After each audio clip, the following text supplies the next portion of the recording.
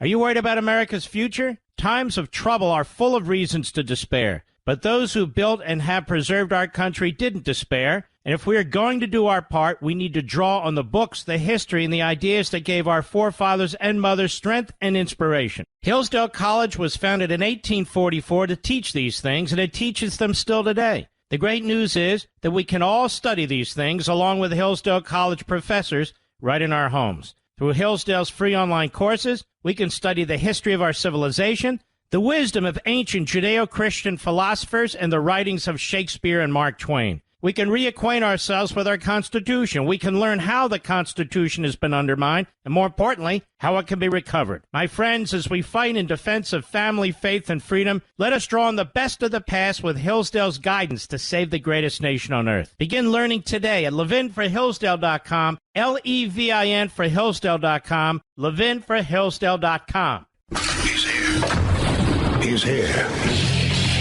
Now, broadcasting from the underground command post, deep in the bowels of a hidden bunker, somewhere under the brick and steel of a nondescript building, we've once again made contact with our leader, Mark Levin.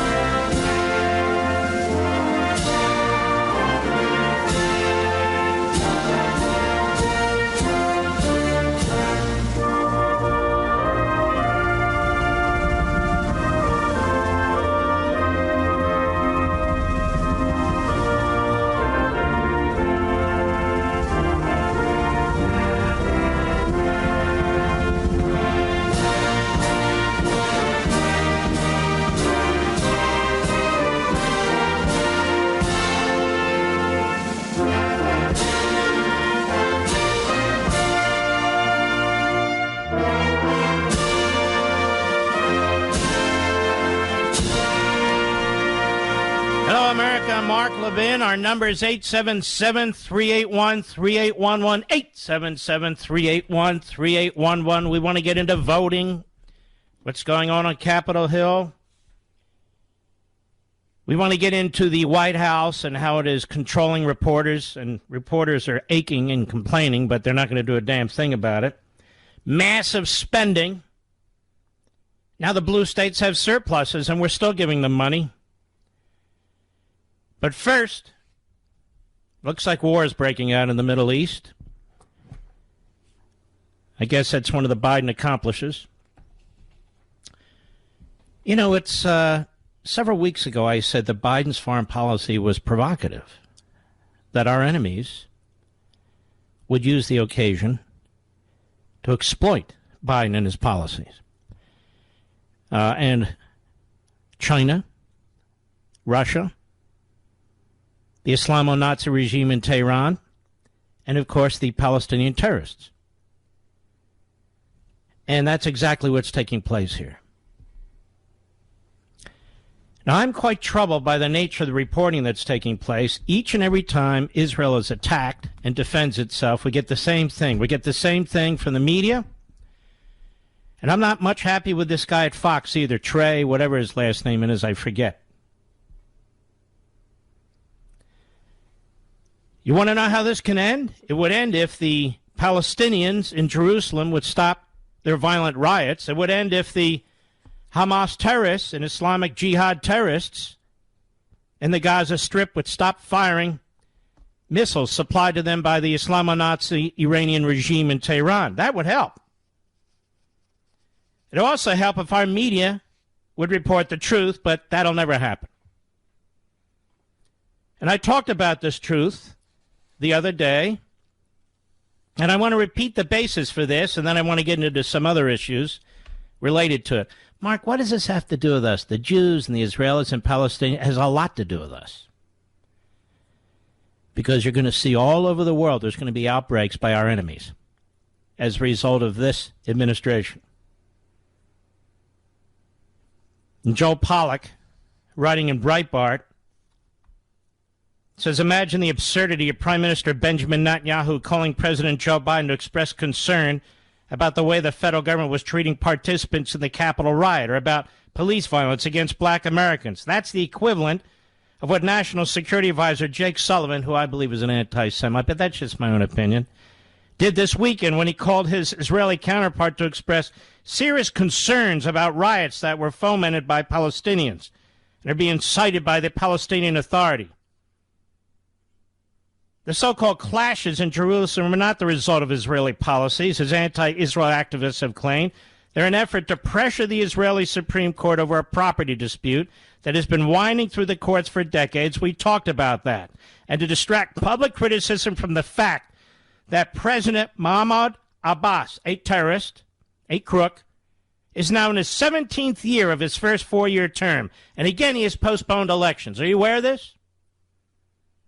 They also coincide with the end of Ramadan, often a time of anti-Israel protest, especially in Iran, and the date of Israel's independence on the secular calendar, May 15th, which is an occasion Palestinians call Nakba, the catastrophe. So to repeat, the property dispute in Sheikh Jarrah, a neighborhood in Jerusalem, is not about ethnic cleansing of Arabs, but of Jews. Jewish families owned those homes prior to 1948, the war. When British-led Jordanian troops took eastern Jerusalem, they kicked the Jews out and allowed Arabs to take over. After Israel took the area in the 1967 defensive war, the Jews claimed their homes back. The question about what to do with the occupants was a thorny legal question of which there were no easy answers. So Palestinians used the occasion to claim, as they often do, that Israel is threatening to remove all the Arab residents, all of them, from Jerusalem, and to attack Islamic holy sites on the Temple Mount, which Israel has guarded since 1967. The whole thing is a tedious reprise of earlier efforts to paint Israel as the aggressor and to encourage pressure on the Israeli government. But the Biden administration is playing along, either deliberately to create distance with Israel, as Biden did in the Obama administration, or else because they're fools. It should be noted that this guy Sullivan is easily taken in by hoax, as he was one of the main purveyors of the Russia collusion hoax, testifying erroneously to Congress that Michael Flynn had violated the Logan Act and briefing the country's senior journalist falsely about Flynn's alleged collusion with Russian government. That SOB is no damn good. He's the National Security Advisor. But the Biden administration is not a passive observer. Arguably, it helped foment this violence. Last month, Biden gave the Palestinian commitments of hundreds of millions of U.S. tax dollars, likely in violation of the Taylor Force Act, which prevents U.S. funding of the Palestinian Authority and still stops paying terrorists and their families. Biden didn't seek any concessions from the Palestinians in return for that funding. No new negotiations with Israel. No end to inciting hatred. He just gave it to them. And he's doing the same with the Islamo-Nazi regime in Tehran. Now the Biden administration is rewarding the Palestinians for the violence by calling on Israel to stop the clashes, as if Israel wanted any of this to happen in the first place. The country doesn't even have a new government yet, several weeks after elections in March, and the violence is threatening to disrupt the negotiations there. Well, there is a positive side of this. Ironically, the government that would replace Netanyahu would theoretically be more sympathetic to Biden's perspective. I don't much care about that. But the reporting has started. I want to remind you about something. Levinites, American patriots. Maddie Friedman. As you know, I wrote about the press and on freedom of the press. And in there I pointed out that Maddie Friedman, a former Associated Press correspondent, who covered Israel for a time, explained the modus operandi of most of her former journalist colleagues when reporting about Israel. November 30, 2014, she wrote an article in The Atlantic titled, "What the Media Gets Wrong About Israel. The News Tells Us Less About Israel Than About the People Writing the News." Again, a former AP reporter. She wrote, "Journalistic decisions are made by people who exist in a particular social milieu, one which, like most social groups, involves a certain uniformity of attitude, behavior, and even dress. The fashion of these days, for those interested, is less vests with unnecessary pockets than shirts with unnecessary buttons. These people know each other, she means the media there, meet regularly, exchange information, and closely watch one another's work. This helps explain why a reader looking at articles written by the half-dozen biggest news providers in the region of the Middle East on a particular day will find that though the pieces are composed and edited by completely different people and organizations, they tell the same story. Sound familiar? So does this. Quote, in these circles, in my experience, writes Friedman, a distaste for Israel has come to be something between an acceptable prejudice and a prerequisite for entry. I don't mean a critical approach to Israeli policies or the ham-fisted government currently in charge of this country, she's a lib, but a belief that to some extent the Jews of Israel are a symbol of the world's ills, particularly those connected to nationalism, militarism, colonialism, and racism, an idea quickly becoming one of the central elements of the so-called progressive Western zeitgeist, spreading from the European left to American college campuses and intellectuals, including journalists. In this social group, this sentiment is translated into editorial decisions made by individual reporters and editors covering Israel, and this in turn gives such thinking the means of mass self-replication. Have you ever wondered how the terrorist group Hamas receives so much favorable coverage in the American and international press? Well, she says most consumers of the Israel story don't understand how the story is manufactured, but Hamas does. Since assuming power in Gaza in 2007, the Islamic resistance movement has come to understand that many reporters are committed to a narrative wherein Israelis are oppressors and Palestinian passive victims with reasonable goals and are uninterested in contradictory information. It's the Marxist formulation. Recognizing this, certain Hamas spokesmen have taken to confiding in Western journalists, including some I know personally, that the group is in fact a secretly pragmatic outfit with bellicose rhetoric and journalists eager to believe the confession and sometimes unwilling to credit locals with the smarts necessary to deceive them, have taken it as a scoop instead of as spin. Once again, the media are complicit in suppressing news and promoting propaganda. In Gaza, this goes from being a curious detail of press psychology to a major deficiency, writes Friedman. Hamas's strategy is to provoke a response from Israel by attacking from behind the cover of Palestinian civilians, thus drawing Israeli strikes that kill those civilians, and then to have the casualties filmed by one of the world's largest press contingents with the understanding that the resulting outrage abroad will blunt Israel's response. The Fox reporter, Trey, and again, I forget his last name, has been handed casualties constantly by the Hamas outfit, a terrorist group in Gaza Strip, and keeps repeating them. Yingst, that's his name, Trey Yingst. But he's not alone by any stretch of the imagination. He's not alone. I just notice it because, that's the network I'm watching. I'm trying like hell to shut this, but I don't think that's going to happen. She writes, this is a ruthless strategy and an effective one. It is predicated on the cooperation of journalists. One of the reasons it works is because of the reflex I mentioned. If you report that Hamas has a strategy based on co-opting the media, this raises several difficult questions, like what exactly is the relationship between the media and Hamas? And how has this relationship corrupted the media? And so it is, ladies and gentlemen. This is the kind of reporting we are receiving. Oh, good.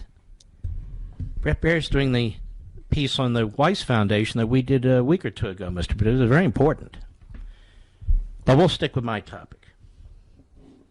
And so the media is sympathetic to Hamas for the reasons I just explained, or better yet, the former AP journalist just explained.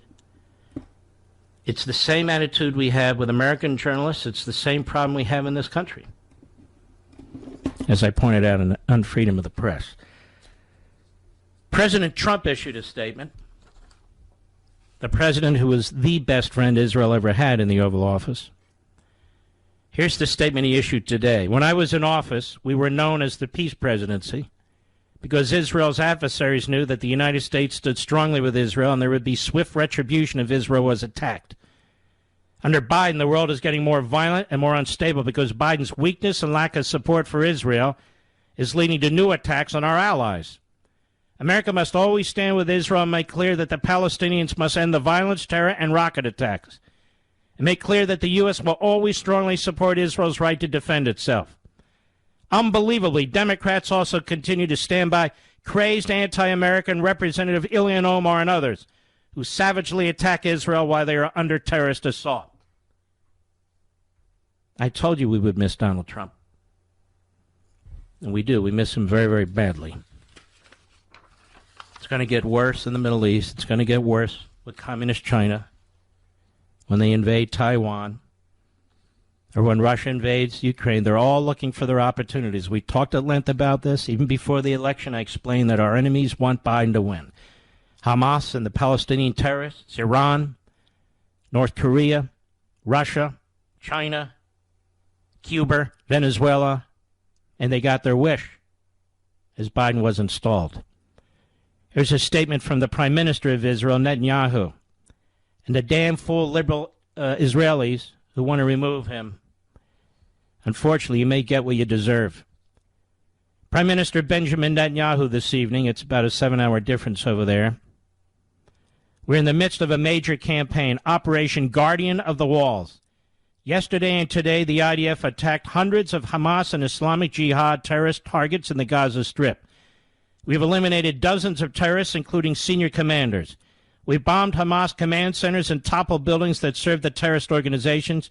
We will continue to attack with all force. We've just finished a consultation and assessment of the situation with the heads of the security establishment. We made decisions. Hamas and Islamic Jihad have paid, and I tell you here, will pay a very heavy price for their aggression. I say here this evening, their blood is on their heads. So, citizens of Israel, we stand united against a reprehensible enemy. We all grieve for those who have been killed. We all pray for the well-being of the wounded. We all stand behind the IDF and the security forces. And I ask everyone without exception to strictly follow the directives of the IDF Home Front Command. With determination, unity, and strength, we will restore security to the citizens of Israel. The greatest prime minister the Israelis ever had. I'll be right back. Mark Levin.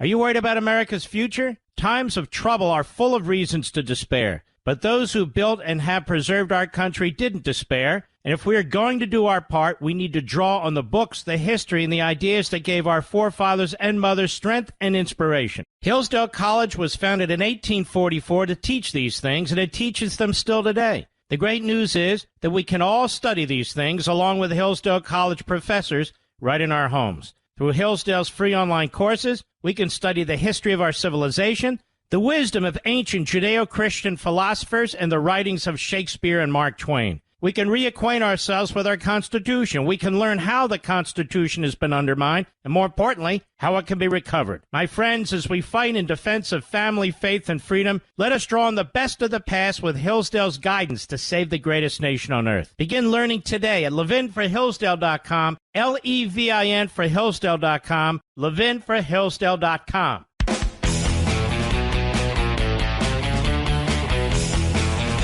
Rashida Tlaib, whose parents came here and they're Palestinian, is a Jew hater extraordinaire. Here she is on Peacock TV yesterday. Cut one, go. Is conditioning of aid even on the table? It has to be on the table. And look, by not conditioning and having what we call unconditional funding to an apartheid state, one that is practicing ethnic cleansing and so much more, we are becoming hypocrites. And saying that we don't support the value of human dignity. We don't support international human rights. What is she talking about, ethnic cleansing? The four families who stole the property of four Jewish families. It went through the court system there in 1948. It's been adjudicated after decades. Is that ethnic cleansing, ladies and gentlemen? More when I return. Are you worried about America's future? Times of trouble are full of reasons to despair. But those who built and have preserved our country didn't despair. And if we are going to do our part, we need to draw on the books, the history, and the ideas that gave our forefathers and mothers strength and inspiration. Hillsdale College was founded in 1844 to teach these things, and it teaches them still today. The great news is that we can all study these things along with Hillsdale College professors right in our homes. Through Hillsdale's free online courses, we can study the history of our civilization, the wisdom of ancient Judeo-Christian philosophers, and the writings of Shakespeare and Mark Twain. We can reacquaint ourselves with our Constitution. We can learn how the Constitution has been undermined, and more importantly, how it can be recovered. My friends, as we fight in defense of family, faith, and freedom, let us draw on the best of the past with Hillsdale's guidance to save the greatest nation on earth. Begin learning today at levinforhillsdale.com, Levin for Hillsdale.com, levinforhillsdale.com. Mark Levin, radio's principal patriot. Call in now at 877-381-3811. One of the things I'm in the business of doing here, ladies and gentlemen, is unraveling. You are fed so many lies and so much propaganda by demagogues in and out of the media. I have to spend time on these things. If the reporting were truthful and honest, I wouldn't have to. Now, a lot of the media are talking about the clash between Israel and Palestine, or the Palestinians. Israel's been attacked. When you shoot 150 or 200 missiles in an initial wave towards Jerusalem, towards southern Israel, from the Gaza, and now they're aiming at Tel Aviv, that's an attack. It's not a clash between. And you'll see language like this, too, that you're going to have to decipher. But I want to get back to Rashida Tlaib, because there's this growing anti-Semitism within the Democrat Party. And ladies and gentlemen, growing anti-Semitism is a characteristic of Marxism. It's a characteristic of Marxism and fascism. So you can see the growth of American Marxism and the growth of all these other isms along with it. And so we're talking about 4 families, 4 homes. Finally, there's a decision after decades that they have to give those properties back to the original owners. So, Hat Tip CNS News, our outstanding friends there, let us do this again. Cut 1, go. Is conditioning of aid even on the table? It has to be on the table. And look, by not conditioning and having what we call unconditional funding to an apartheid state. What we call unconditional funding to an apartheid state. No Jews are free to live in any of the so-called Palestinian areas. They will be murdered. Palestinians and Arabs live throughout the area of the state of Israel. In fact, they have representation in the Knesset. They are provided rights under Israeli law and by Israeli courts.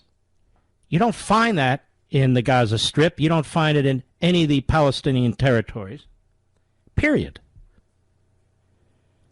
So Israel's not an apartheid state. It's a Jewish state. That's like calling the Vatican an apartheid state. No, it's not an apartheid state. The apartheid territories would be the Palestinian territories, from whence this piece of crap, Tlaib, comes from. And it is amazing to me that the Democrat Party takes no action against her. It is amazing to me that the media keep giving her platforms when she's an out-and-out bigot. An out-and-out bigot. Go ahead. Practicing ethnic cleansing and so much more. Ethnic cleansing and so much more the Israelis are practicing, ladies and gentlemen. Did you know that? Go ahead. Becoming hypocrites and saying that we don't support the value of human dignity. We don't support international human rights. And so, Mahdi, it's very clear to me that we cannot... Okay, that's enough. Had enough of her. Who's Mohammed El-Kurd? Well, he's one of the Palestinians who's to be evicted. And so he's brought on to MSNBC today. This is what I'm talking about. And by the way, it's not just on this issue. It's on every anti-American, anti-Israel issue.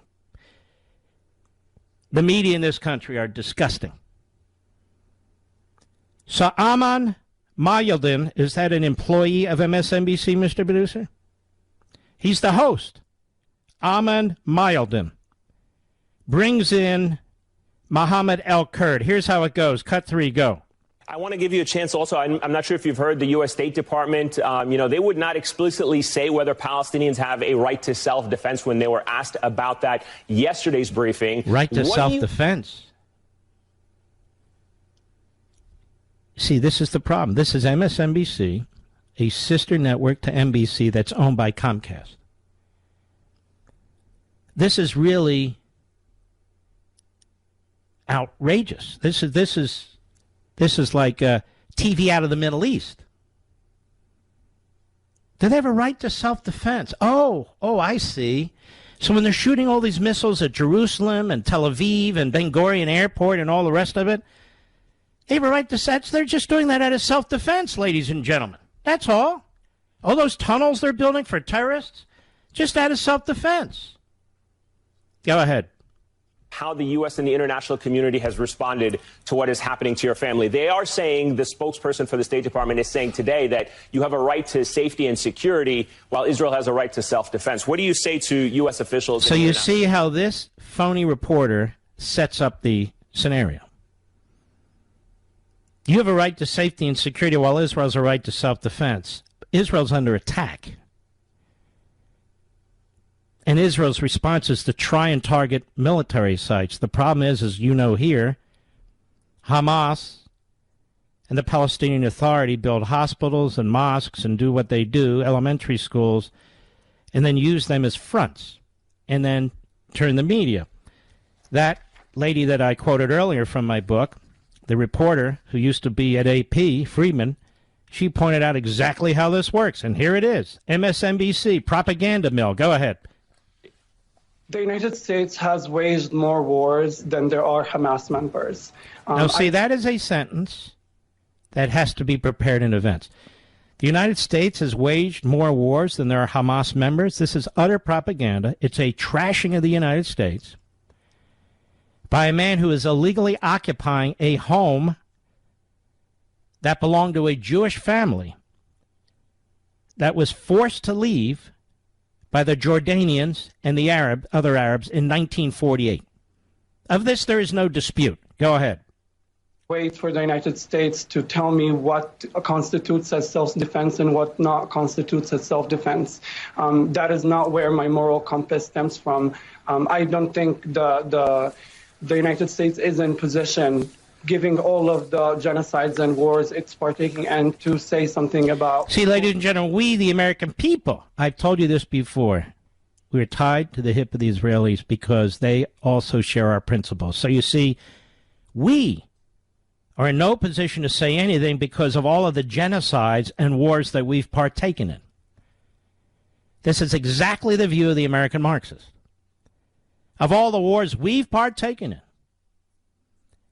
So this man was brought on TV purposely by MSNBC to advance his propaganda, while Aman Mayaldin didn't at all try to explain to you exactly what took place here.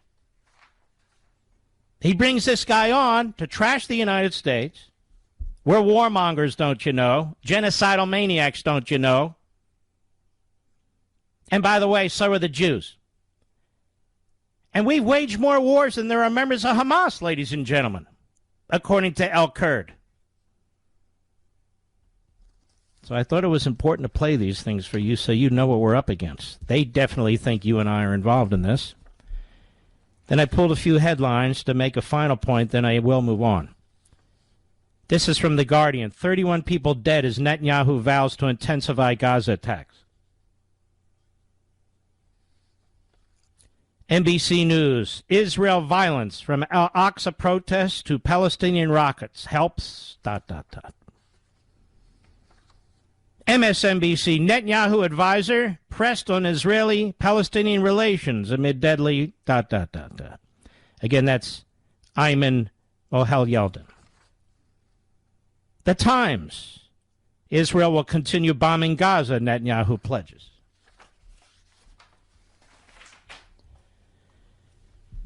So many of these media outfits and these reporters long for the good old days, don't they? The good old days. Would that be the 1930s or the 1940s, Mr. Producer?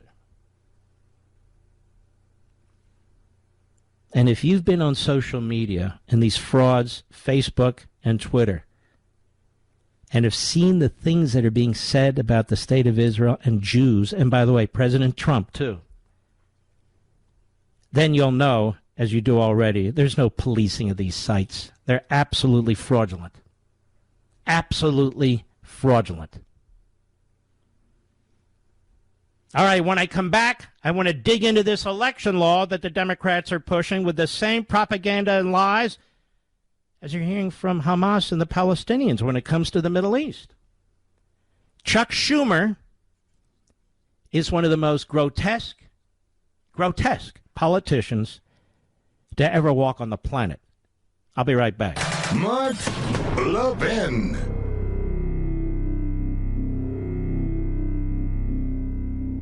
Are you worried about America's future? Times of trouble are full of reasons to despair. But those who built and have preserved our country didn't despair. And if we are going to do our part, we need to draw on the books, the history, and the ideas that gave our forefathers and mothers strength and inspiration. Hillsdale College was founded in 1844 to teach these things, and it teaches them still today. The great news is that we can all study these things along with Hillsdale College professors right in our homes. Through Hillsdale's free online courses, we can study the history of our civilization, the wisdom of ancient Judeo-Christian philosophers, and the writings of Shakespeare and Mark Twain. We can reacquaint ourselves with our Constitution. We can learn how the Constitution has been undermined, and more importantly, how it can be recovered. My friends, as we fight in defense of family, faith, and freedom, let us draw on the best of the past with Hillsdale's guidance to save the greatest nation on earth. Begin learning today at levinforhillsdale.com, Levin for Hillsdale.com, levinforhillsdale.com.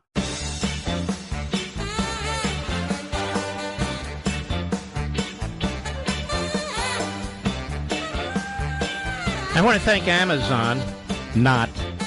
When you type in American Marxism Amazon, they're taking you to Kindle, Mr. Producer, because they want to limit the hardcover sales. And I want to thank those of you who have gone to Amazon and have purchased the book, who have pre-ordered the book.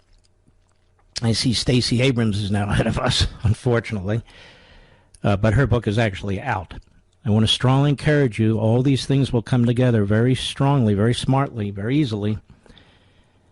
And what I'm hoping when the book is actually released in a few weeks, that it will be delivered to as many Levinites and patriots out there as possible, all on the first day. And the only way to accomplish that is to pre-order your copy.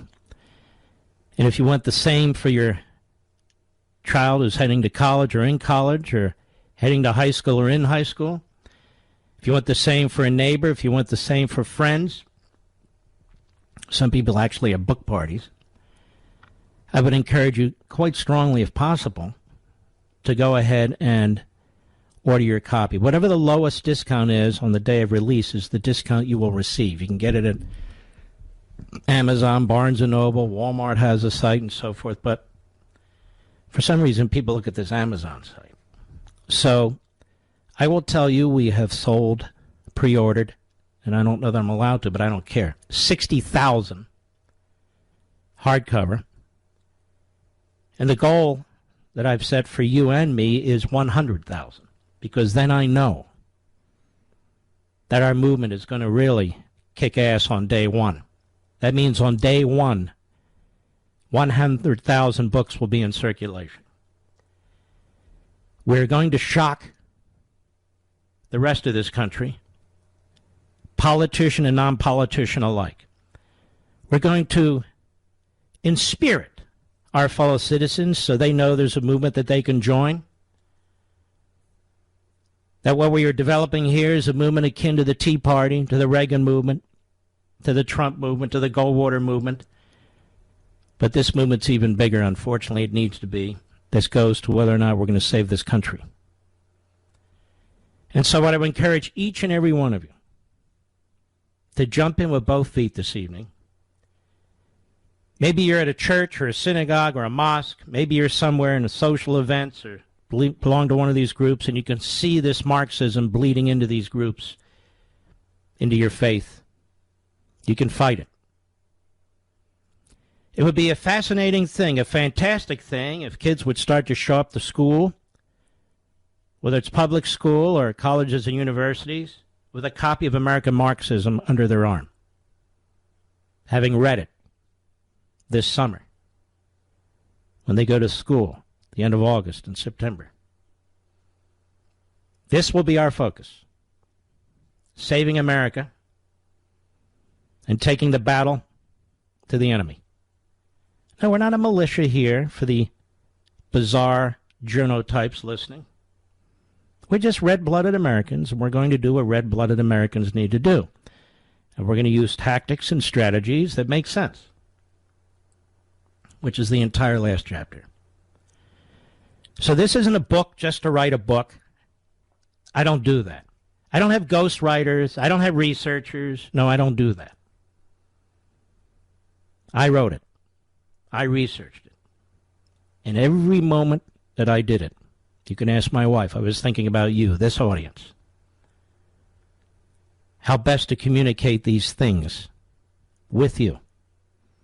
And how best you can use it. Is the Thomas Paines out there. So I know you're listening to me. Many of you are at the dinner table, at the office, in your car, what have you. Please make today the day, this evening the evening, that you pre-order your copies for you, for maybe family, for maybe friends. And so when that day comes, when this book is shipped from sea to shining sea, that we have 100,000 of them being shipped. It's really 2 baseball stadiums when you think about it.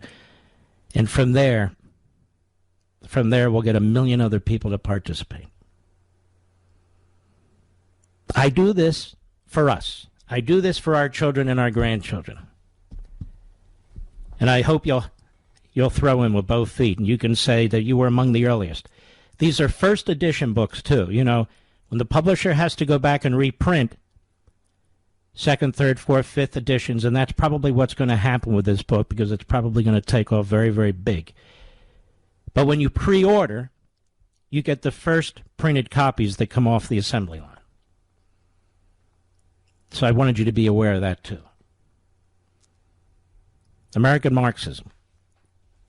Please join us. Now, I'm going to spend a good part of the second hour talking about this debate over voting. This is another aspect of American Marxism where they want to destroy our electoral system. And they camouflage it in self-righteousness. They camouflage it.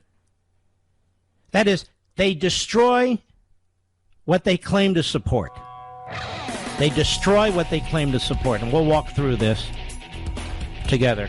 We want to spend some good time on this. All right, folks, we got a powerful hour coming next hour, I promise you. I hope you'll stick with us. In the meantime, you can get over to Amazon if you like. There's time to do that. But I look forward to your return. I really want to hammer this voting issue with you. I'll be right back.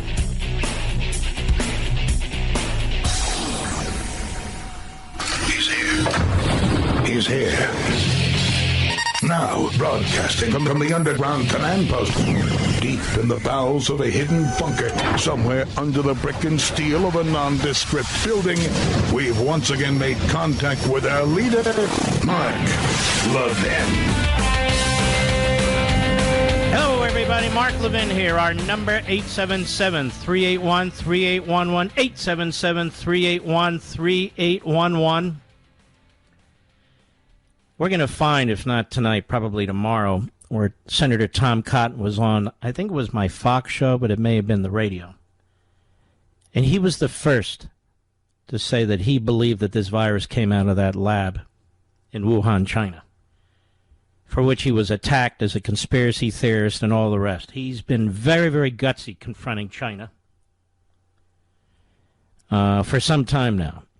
So we like to give credit where credit is due. And we're going to get into also this voting change that the Democrats want. And what this really is, ladies and gentlemen, is the Democrat Party Wins Forever Act.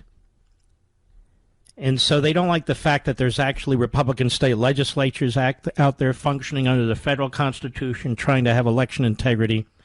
So they figure with one broad brush, they'll nationalize the system and they'll control it. And they'll hand the technical aspects over it to friendly bureaucrats. And then that will be the destruction of our election system.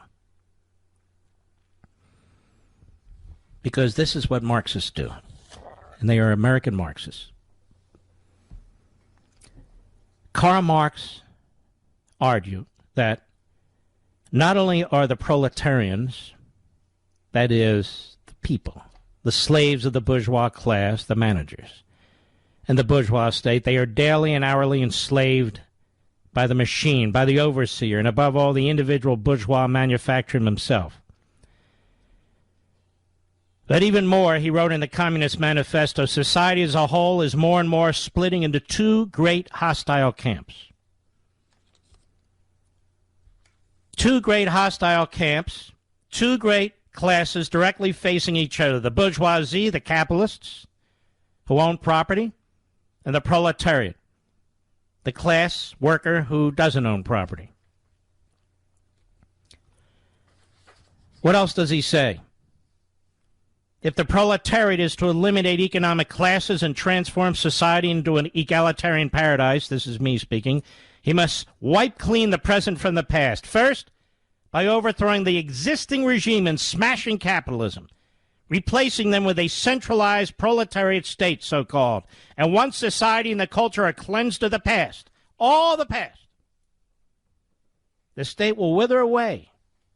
What follows is an amorphous utopian state powered by the people through the collective. Here's what Marx says, quote, of course, in the beginning, this cannot be effected except by means of despotic inroads on the rights of property and on the conditions of the bourgeois production. By means of measures, therefore, which appear economically insufficient and untenable, but which, in the course of the movement, outstrip themselves, necessitate further inroads upon the old social order, and are unavoidable as a means of entirely revolutionizing the mode of production. So what the American Marxist has done in the Democrat Party is, while they embrace this economic ideology, they have extended it to our governing system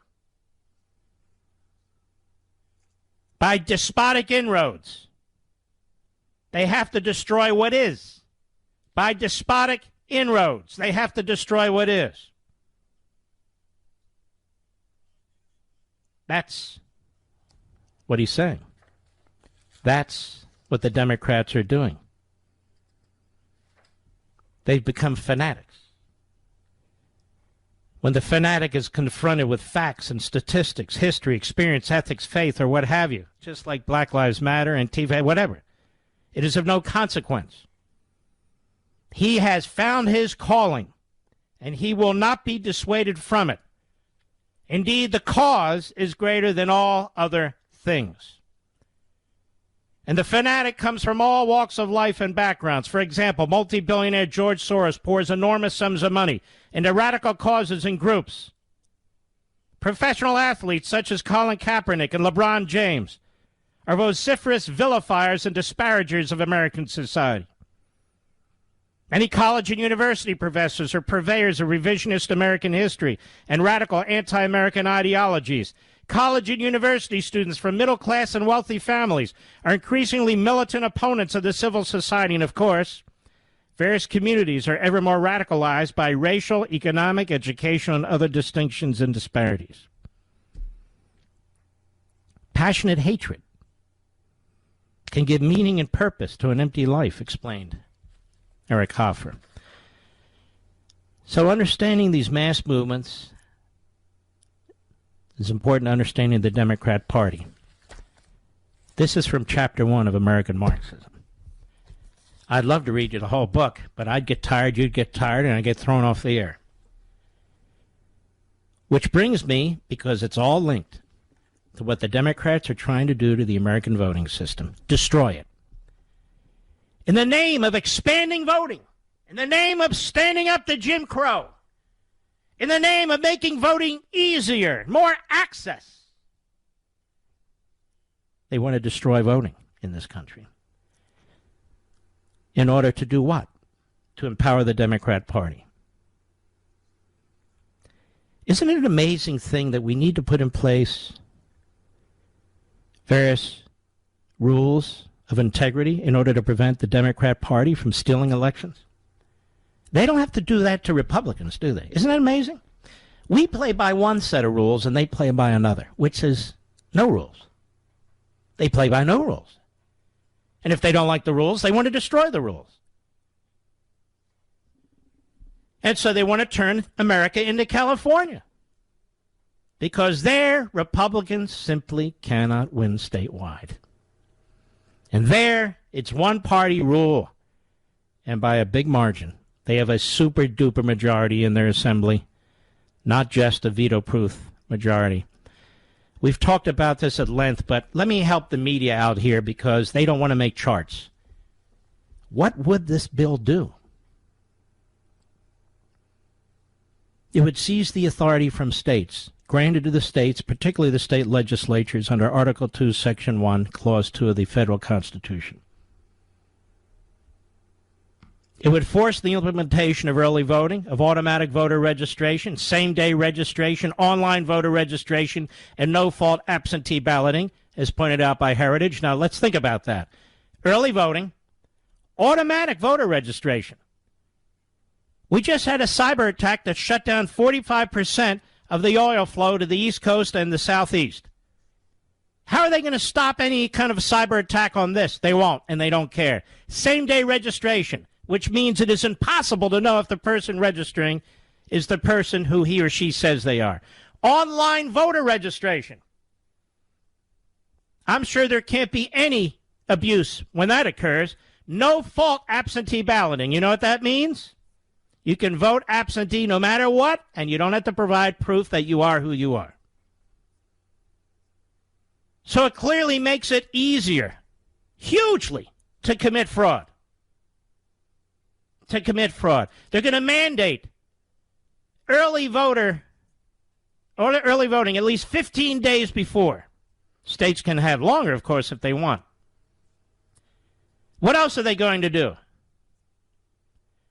They degrade the accuracy of registration lists by requiring states to automatically register all individuals. Listen to me. All individuals, not all citizens. All individuals from state and federal databases, which you know are not correct. Department of Labor, Federal Bureau of Prisons, Center for Medicare and Medicaid Services, Department of Health and Human Services, DMV, Social Security Administration. Any individual will be on the voter registration list. You got it? So what does that mean? Obviously, it means illegal aliens can vote. There's no other reason to do that. All this online voting, automatic voting, a recipe for massive voter registration fraud by hackers and cyber criminals. This is exactly why the Democrat Party is doing this. It requires states to count ballots cast by voters outside their assigned precincts. You're assigned a precinct so they can funnel the people who live in that particular neighborhood, in that community, into a precinct, look at their registration, see their voter ID. What the Democrats say is you can vote in any precinct you want, and they got to count it. Again, they're building in fraud. That's what they're doing. And states would have to do it and have to count it. This no-fault absentee ballots, they are the tool of choice for vote thieves. It would ban witness signatures. It would ban notarization requirements. Force states to accept absentee ballots received up to 10 days after the election. Up to 10 days after the election. And it would require states to allow vote harvesting so that any third parties, including campaign staffers, political consultants, can pick up and deliver absentee ballots. Now, this is obviously nothing to do with Jim Crow, does it, ladies and gentlemen? When we come back, I'll tell you the rest. I've only just started. This is why they want to force all the states to do this, because the Democrat Party cheats. It is a fraudulent party. It lies. It lies about spending. It lies about the border. It lies. This is who they are. This is what they do. These are our American Marxists. I'll be right back. Mark Levin.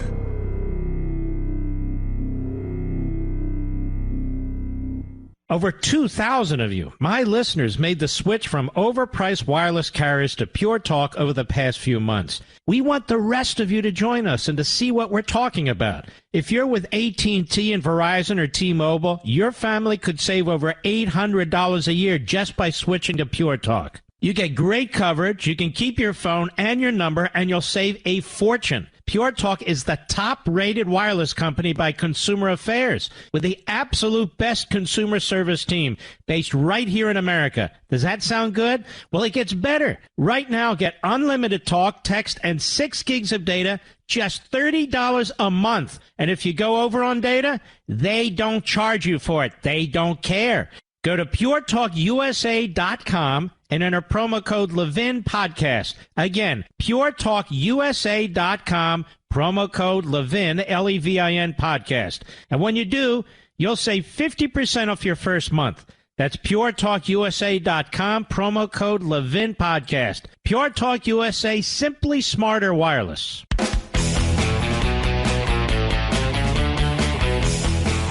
I'm going through this again. How the Democrats want to destroy our voting system. Your right to vote, your franchise. Because if I don't do it, it's not going to be done. It's not being done on TV anywhere. And I've done this on TV. But have Chuck Schumer stand up there and say Republican legislatures want to take your vote away. Or they want less people to vote. To allow him to position this and create that narrative is unacceptable. It's got to be fought. What the Democrat Party is trying to do is every conceivable way to fraudulently vote. They want to enshrine in federal law and then compel all the states to comply with that federal law. And before I go on, I want to say this. And I posted this on Parler. Every single Republican state legislature, should this damnable Marxist law pass, should say that we are a sanctuary state. We nullify this law. We will not comply with it. We will comply with the federal Constitution. We don't give a damn what Congress says. We don't give a damn what any court says. When it comes to state laws, we're in charge. Not Congress, not any state court, not any federal court, not any other public official or entity. We, the state legislature, the state of fill in the blank, we have the final say. That is what the federal Constitution says, and that's what we're going to do. They should nullify federal law under these circumstances. And that claim that they are a sanctuary voting state that will not surrender their voting system to the Democrat Party in Washington, D.C. It's that simple. Now, what else does this do? The Democrats want to prevent election officials from checking the eligibility and qualifications of voters and removing ineligible voters. This includes restrictions on using U.S. Postal Service National Change of Address System to verify the address of registered voters. So, in other words, you are not allowed to determine if the person on the list is the person on the list. So it's almost impossible to know if the person voting should be voting. And this, according to the Democrats, if you oppose this, you must support Jim Crow. You are not allowed to check the accuracy of voter registration rolls. States are prohibited from using undeliverable election mail as a basis for challenging a registrant's eligibility as well. They will ban state voter ID laws. Ban them. And then they have attacks on the First Amendment. Then they have federal financing of candidates. So as you can see, they intend to federalize the whole thing. They authorize the IRS to engage in partisan activity. It permits the IRS to investigate and consider the political and policy positions of nonprofit groups before granting exempt status. They limit access to federal courts for anyone challenging this law. It prohibits the filing of any lawsuit challenging the constitutionality of the law anywhere except Washington, D.C. Regardless of the number of lawsuits brought, if one's brought from all 50 states, they have to be brought into Washington, D.C., thereby limiting the legal representation and due process rights of challengers. Then they want to create a commission to protect democratic institutions that would threaten the independence of the judiciary. It defines democratic institutions as those that are essential to ensuring an independent judiciary, free and fair elections, and the rule of law. The commission would be given the authority to compel judges to testify and judges to justify their legal decisions, clearly intending to undermine the independence of the judiciary. The Democrat Party is the party of American Marxism. There's really no two ways around it. The definitions and all we'll understand once you read the book, but this is exactly the sort of thing they do and would do to prevent competitive elections, to load up ballot boxes with phony ballots, to determine who the winner is 10 days after the election, to make it impossible for any state to exercise their federal constitutional authority. That is exactly what American Marxism is all about. And there it is, for the whole world to see. This isn't about democracy. This isn't about allowing more people to vote. Everybody doesn't have a right to vote. Depending on your status as a citizen, depending on your age, depending on your criminal background in some cases. But every step is taken. It's very diabolical. It's evil. Every step is taken to try and create an advantage for big city Democrat bosses, for big state Democrat bosses, for the Democrat Party in Washington, D.C., which is laughing at us every single minute of every day, while they corner opponents to this tyranny as supporting Jim Crow. And they are self-defined as the righteous supporter of voting. And it starts with that lying plagiarist buffoon in the Oval Office and that phony cornrow hairhead, Schumer, because they know that they can depend on the crooked, lousy, rotten media in this country to spittle out everything they have to say and everything they want to do. If the American people knew what was in this law, they would rise up against it. Democrats, some, Republicans for sure, but people of goodwill, absolutely, in any party. I'll be right back. Mark doesn't suffer fools well. So, if you're a fool, don't call 877-381-3811. Well, it's a big day in the household. Our son Chase turns 30 today. 30 years ago.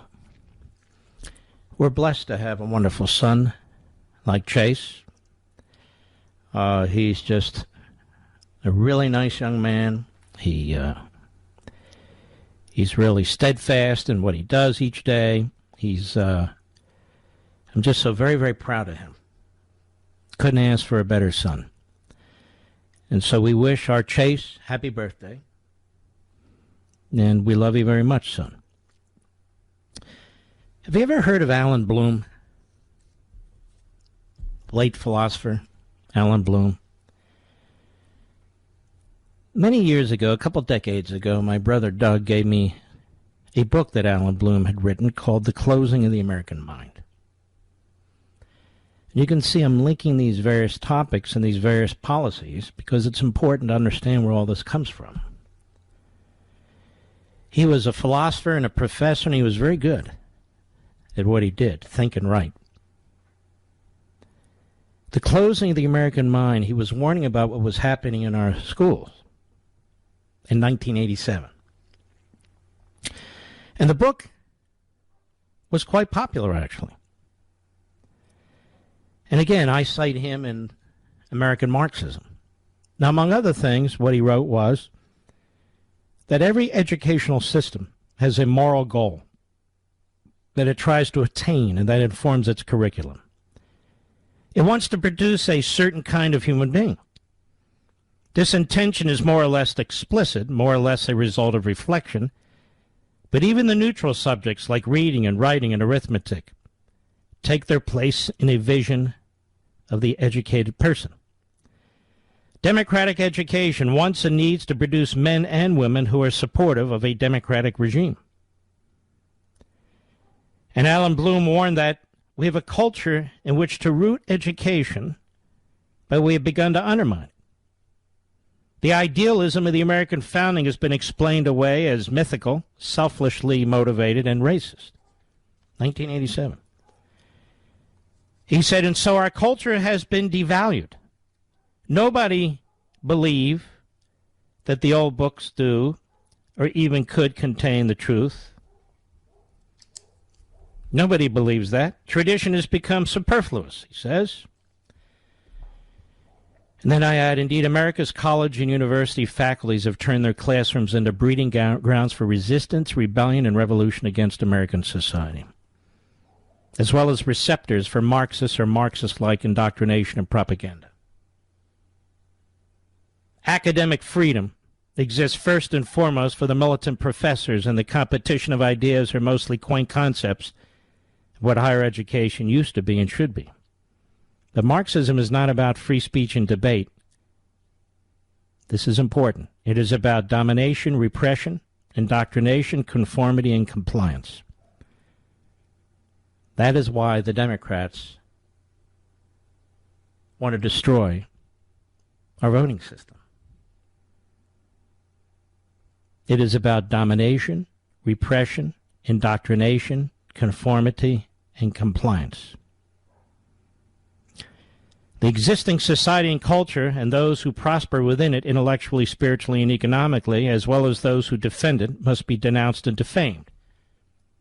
You know, you're all racists and support Jim Crow. Disillusion with the status quo is key. Marxism presents a new faith, if you will, which promises a new and better society for which a passion, if not obsession, is inculcated in future generations, despite its trail of mass death, enslavement, and impoverishment. American Marxism. So these different things that are swirling around us will take on a new meaning or a deeper meaning. That's the goal when you are able to digest the book. And you'll be able to see why I call it, I've coined this phrase, American Marxism. It is the Americanization of Marxism, not every aspect of it, but its fundamentals. Its fundamentals. And that's why we are where we are today. People are asking me, so my son Chase, when he was young, teenager really, he was one of the top worldwide contenders in World of Warcraft. Did you know that, Mr. Producer? We used to go to the conventions in the Anaheim Convention Center each year. And we would walk around, and he opened that whole world to me. I don't understand it.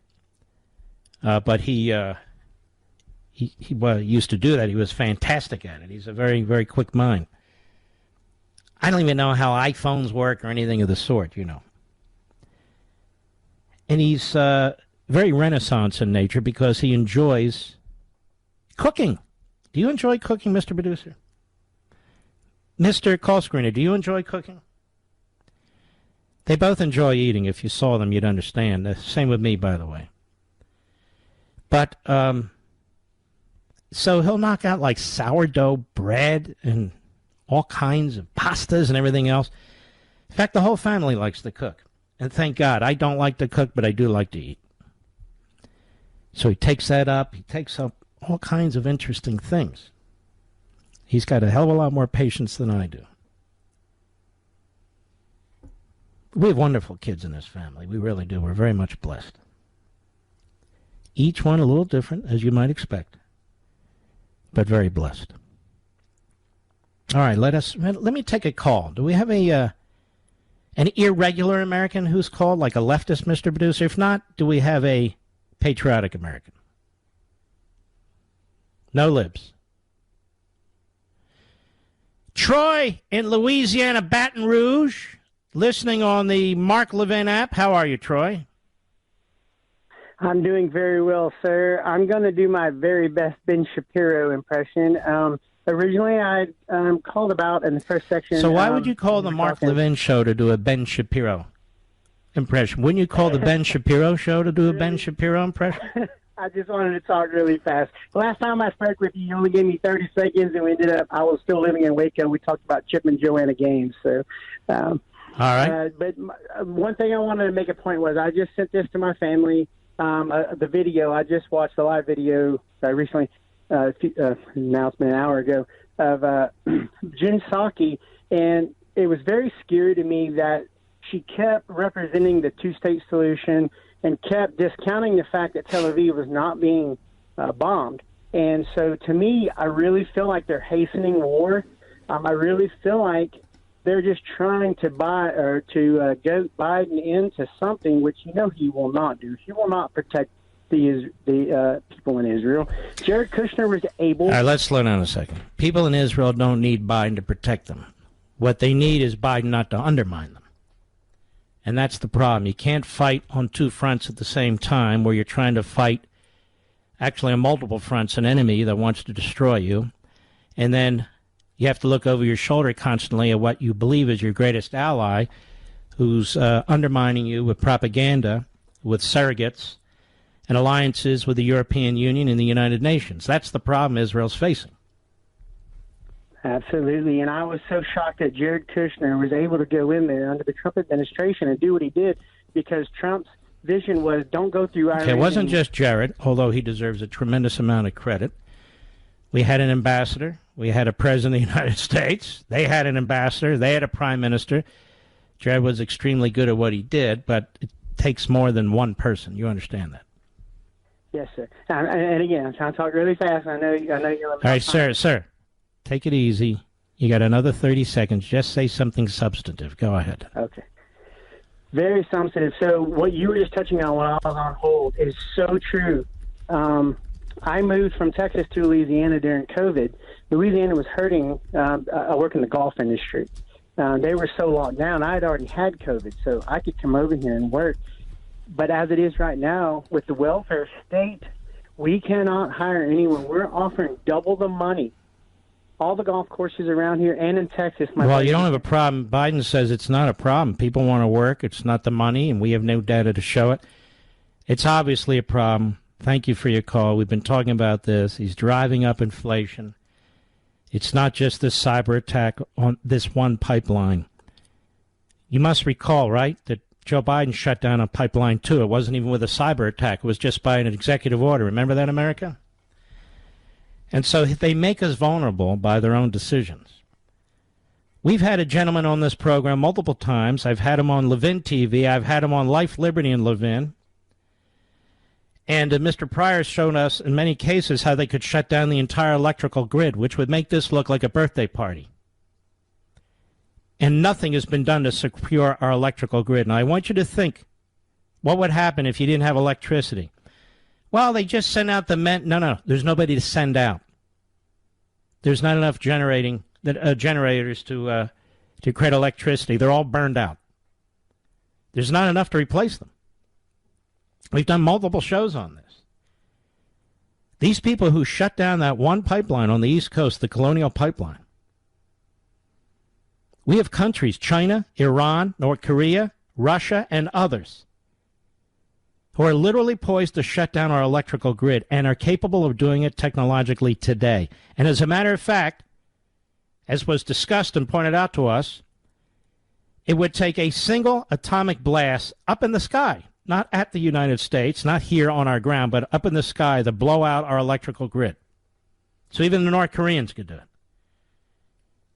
And with just a few $1 billion out of the multi-trillions and trillions of dollars that they're spending, we could secure the grid. And we won't do it. We won't do it. This government is suicidal. They want to steal our liberties. They want to steal our vote. They want to throw the border open so America is no longer a sovereign country. They're a wrecking ball on this country, and they're not even building the defenses we need to fight these cyber attacks. In terms of jobs, Joe Biden is the biggest job killer on the face of the earth. The biggest job killer. And now he's Mr. Inflation. They're driving up the... Look, my gallon of gasoline, I looked at it today very carefully and went back, is up $1 a gallon from last year this time. It's now $3.89.9. That is $3.90 to fill up my vehicle. Thank God I don't drive for a living. Imagine Uber and the others, taxi drivers. Imagine the truck drivers, for crying out loud. The costs associated with buses in your school district or the postal service. They're driving up costs all over the place. And then those costs are passed on to you. Have you seen the price of... I'll give you an example, and I'm going to get in trouble with my wife. Have you been to McDonald's lately? If you get a fish sandwich and a small hamburger and medium fries, I'm not saying I did, and medium fries and a large Diet Coke, you're over $10. Friend told me this the other day. You're over $10. And you're over $10 because the price of meat has gone up. The price of processing meat has gone up. The cellophane that they use to wrap meat has gone up. The foam containers that they use. Everything's gone up. Trucking. The produce and the products everything's going up. Inflation's here. Now, you may not feel it in your mortgage yet because your interest rates are controlled by the Federal Reserve, but when they take the foot off the brake, and they're going to have to one day, or the whole thing's going to blow up, you're going to feel it in an even more significant way. This is what Joe Biden and the spending has created. A disaster. I'll be right back. Mark Levin.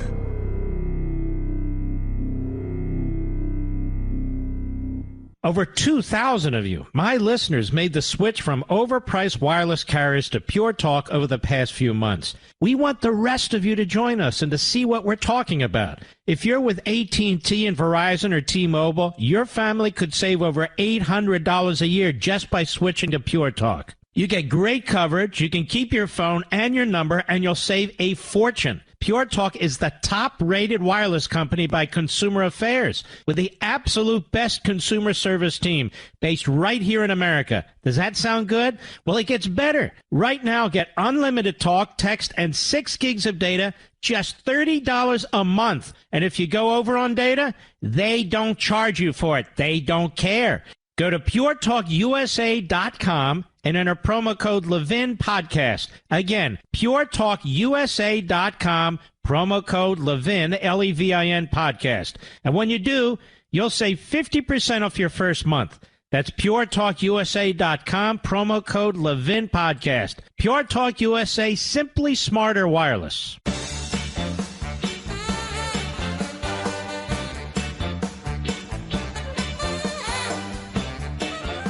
You have a good Mother's Day? I hope so. Now, one of the great things about Mother's Day, in addition to celebrating the woman and women that you love in your life, is you get to eat. Have you noticed that, Mr. Producer? You don't have to worry about dieting. You want to Diet Coke. My wife hates it when I drink soda, hates it when I eat all these carbs, hates it.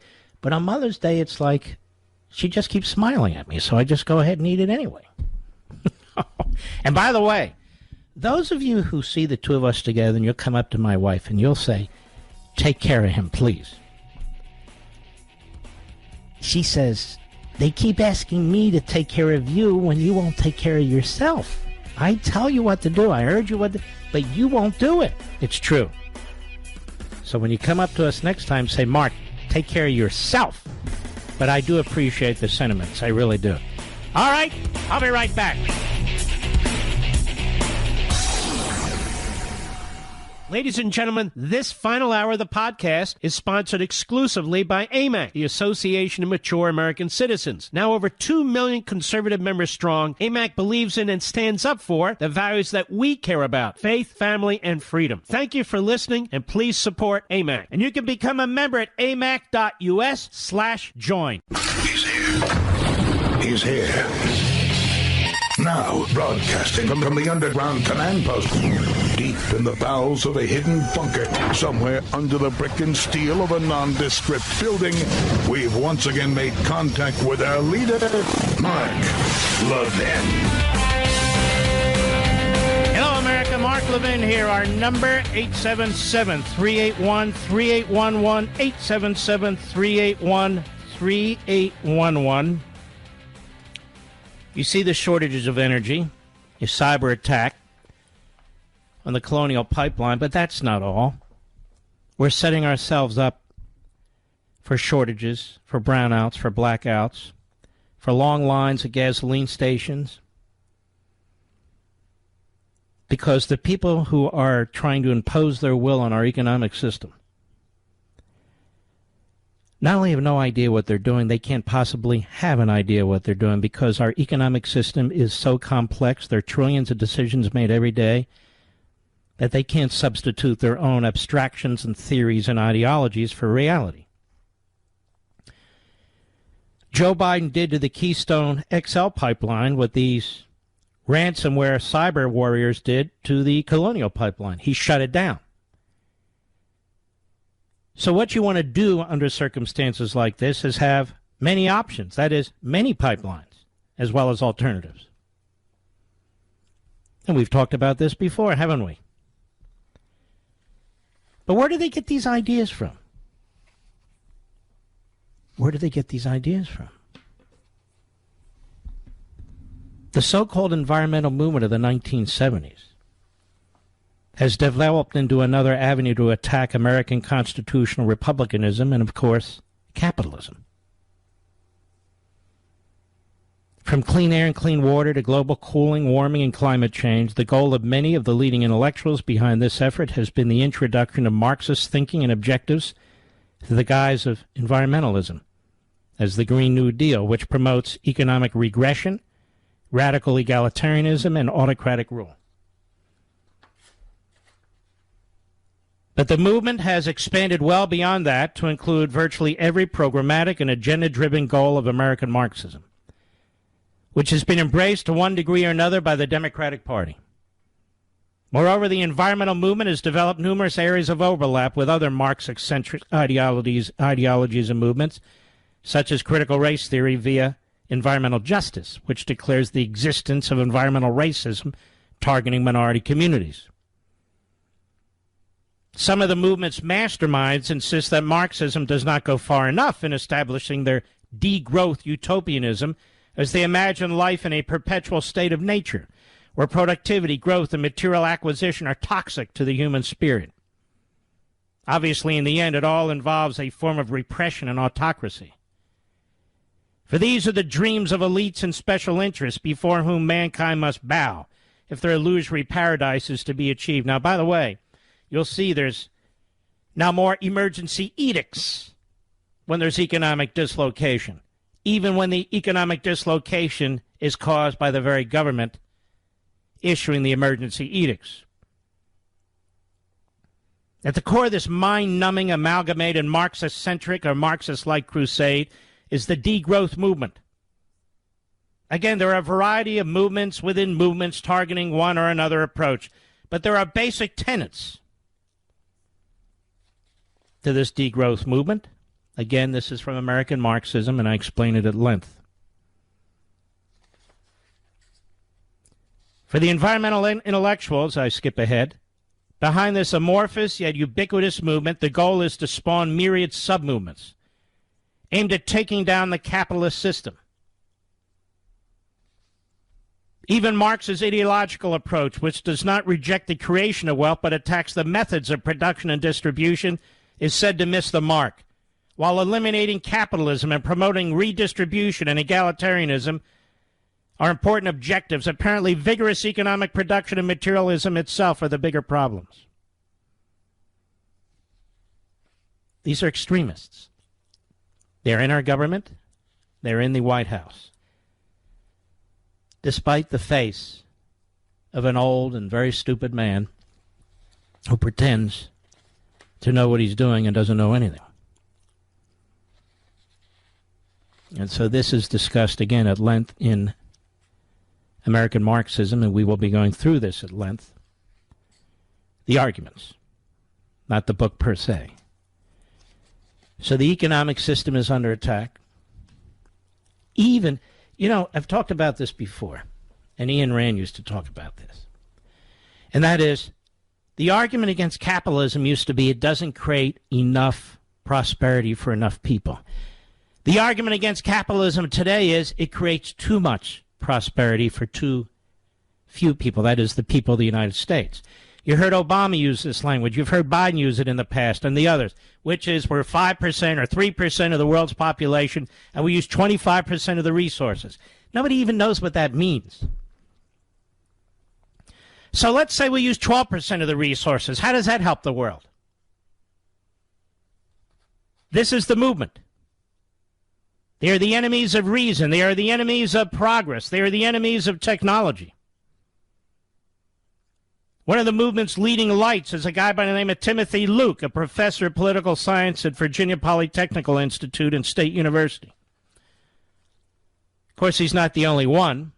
There's many. And his argument is, this is the second creation of planet Earth. A techno-nature that has destroyed the original birth of the United States, nature itself. And he goes on and on about that. And he invents new words and phrases and so forth, which are very annoying. But he's not the only one. Communist Manifesto, quote, the bourgeoisie cannot exist without constantly revolutionizing the instruments of production, and thereby the relations of production, and with them the whole relations of society. Constant revolutionizing of production, uninterrupted disturbance of all social conditions, everlasting uncertainty and agitation distinguish the bourgeoisie epoch from all earlier ones. Now, where was Marx wrong on this? There's not a collective, all of us having delegates or representatives to some massive convention where we all keep revolutionizing and changing and so forth. This comes from where? Individuals who think for themselves, who are looking at something and trying to solve an issue, are trying to create something, to fill a gap, or to improve something. This is called freedom of the mind, the ability to reason, the ability to be an individual human being. And what Marx is saying there, and he doesn't realize it, is we have to put an end to this. What the degrowthers are saying, what the climate changers are saying is we have to stop thinking as individuals and let the government, or even more, let their surrogate front groups think for us. See, these things are all in a bigger context. And they all have as their core this Marxist ideology. Again, not in every technical aspect, but it's been Americanized. The weather, the climate, is being used to destroy your liberty and your lifestyle. And I say the condemnation of economic and technological progress by Marx and Engels and their progeny in the environmental movement is not merely a demand to restrict, but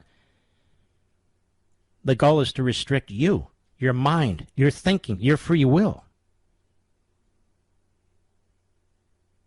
And given the movement's Marxist inculcation, it's unsurprising that it intersects with the growing influence of these other Marxist movements. The environmental movement is metastasized into a multi-headed hydra with intersecting and overlapping revolutionary causes. We now have critical environmental theory. Did you know this? Critical environmental justice. The introduction of race, gender, pacifism, injustice, classism, anti-Americanism, generally under the nomenclature now of environmental justice. And what is environmental justice? It's an attack on capitalism. Because everybody doesn't come out exactly the same way under capitalism. Of course, nobody comes out exactly the same way under any system, but that's beside the point, isn't it? So if we don't build this movement, if we don't get the word out, if we don't spread the word, and if we are not successful, you're going to see changes in your life that you never dreamed of. From indoctrination to further attacks on free speech, the ability to invent and create things, mobility, what you're allowed and not allowed to eat. You're going to see interruptions in your lifestyle in small ways and large as a result of this American Marxist movement and all of its little fringe movements. Imagine having to write a book like this, digging into these different things and figuring them out and seeing how they interrelate. And then imagine doing this month after month after month and knowing one day I have to get behind this microphone and alert you to this. Oh, you see it, but we need to see all of it, what it is, not just what we hear about. And it's daunting. But we have no choice. We have no choice. And we're going to do this together because we're red-blooded Americans. And this is why I say at the beginning of the book, and this is why I say on the air to you, where we have small differences, we must put those aside. We must unite as Americans who love this country. Just as we unite in military battle, just as we unite to fight the after effects of Mother Nature's violence, we must unite to fight. Not an armed war, but we must rejoin this battle in every part of the culture. It's not enough to talk among ourselves. It's not enough to relay to a family member what's going on. It's not enough. We've got to do something. And we will. I hope that this will be another movement. And I hope you're one of the leaders. People ask me all the time, what can we do? The issue is going to be, again, what can you do? And then we as a collective, once you've engaged, do. It's going to take you and us.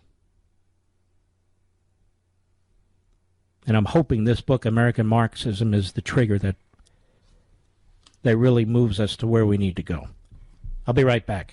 Mark Levin.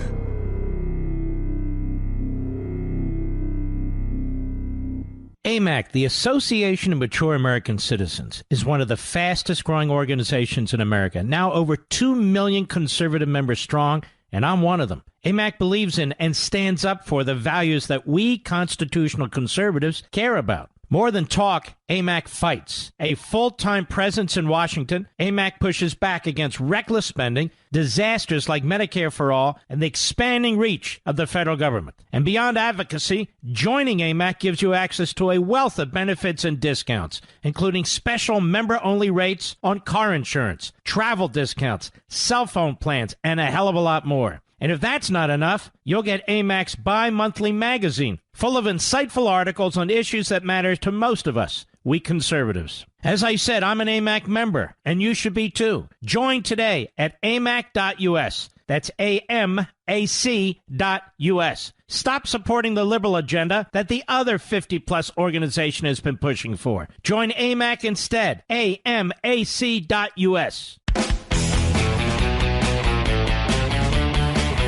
There's a lot of books out now. Stacey Abrams is number 2 on Amazon. O'Reilly's number 3. Dr. Seuss is number 4. Yours truly, American Marxism, is number 5, followed by Seth Rogen's Yearbook. I'm hoping that this evening we can move back to the number 1 or number 2 position so we can continue to spread the word. Now, that said, all their books are actually released as far as I can tell. Let me see something here. This guy, Seth Rogen, is a nut job. Yeah, his book is out today. So my book's not out yet. All the others are, but so be it. Remember, we're trying to build an army of pre-orders here, so on the exact day it's released, it's just, it's wide and far. Now, O.J. Simpson was very supportive of Liz Cheney yesterday because, of course, she stands up for the truth. Liz does. Problem is she can't get her party in the House to support her because she's also apparently very, very poor at uniting the caucus, at having a disciplined message for the caucus, and very busy promoting herself. She hated Trump long before January 6th. She was a never-Trumper, and unfortunately, of the Bush-Cheney mentality. But here you go. O.J. Simpson throws in for Liz. Cut 9, go. Watching cable news is all about Liz Cheney. Now, I got to admit, I was not a fan of Liz Cheney. Don't get me wrong, I'm 50-50 on her politics, but I didn't like her. And then I just realized recently the reason I didn't like her had to do with her father. Probably my least favorite politician of my adult life, former Vice President Dick Cheney. Now, by the way, I don't think Dick Cheney's upset by this at all. To hear O.J. Simpson say he's probably my least politician of all time. You're not exactly our favorite football player and actor there, O.J. Go ahead. Then I saw a show the other day, and I saw a quote by Voltaire that said that patriotism was the enemy of mankind. Thought about that a little bit. Somehow I started thinking about the Republican Party. And it seemed that fact-based truth and honesty seem to be the enemy of many of these Republican politicians. And Liz Cheney stands up for the truth. And that's got her a lot of heat. She may lose her position in the party. She may even lose her career as a politician. But that is something to be admired, standing up for the truth. That's something I know her father wouldn't have done. So right now I'm kind of a fan of Liz Cheney. Well, there you go. Rambling and buffoonish, but nonetheless, O.J. speaks on Twitter. How is he on Twitter? How is it that Trump's not on Twitter, but O.J. Simpson is, Mr. Producer? Well, Twitter has its standards, I guess, right, ladies and gentlemen? What an absurd organization Twitter really is. It's like a group of morons with all kinds of power and money, you know, kind of like Democrats. It's really quite shocking. The Democrats deny that inflation's a problem. The Democrats want you to believe that all these people on unemployment, they're not working because they're worried about the coronavirus, not because of all the money they've thrown around. We've got stories here. I don't know if I'm going to get to them all. Probably not. That California has a $76 billion surplus. Still taking $27 billion from the federal taxpayer. And then I have to hear these mind-numb Democrats on cable TV saying, well, you know, it's the blue states. It's the blue states that subsidize the red states. It's the big industrial states where the taxpayers, they pay the... Okay. If you actually believe that crap, then support smaller government.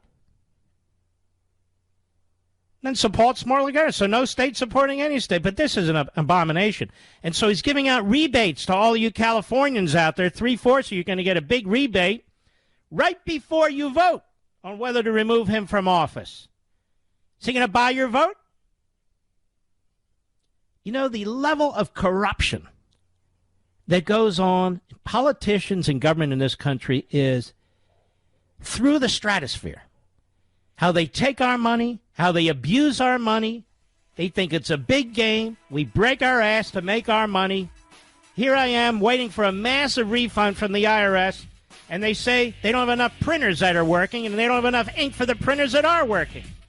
Meanwhile, they want more power. They want to control everything. Yep, the inmates are in control of the asylum, as they say. I'll be right back.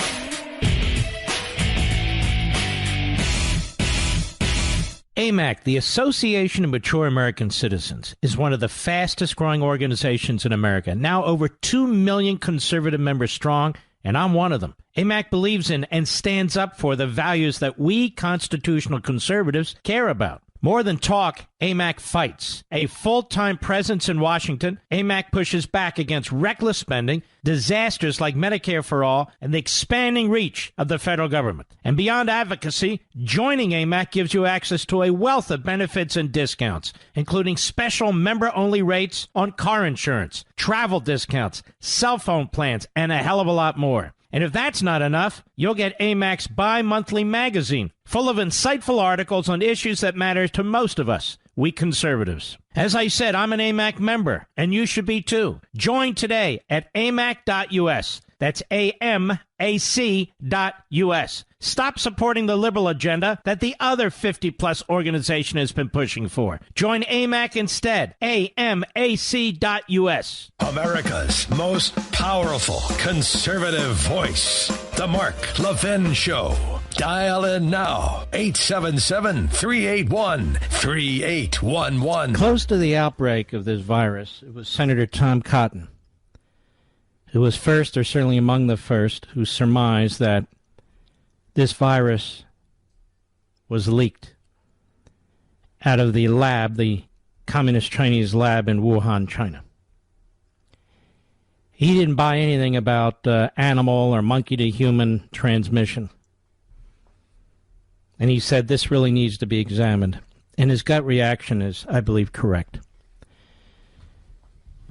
You're hearing some of our colleagues and friends on Fox and Talk Radio talk at some length about what they think now happened, about the funding that took place for a third party, funding that came from the Fauci operation or related to it, third party, $600,000 of which went to this lab. And you're hearing them talk about this.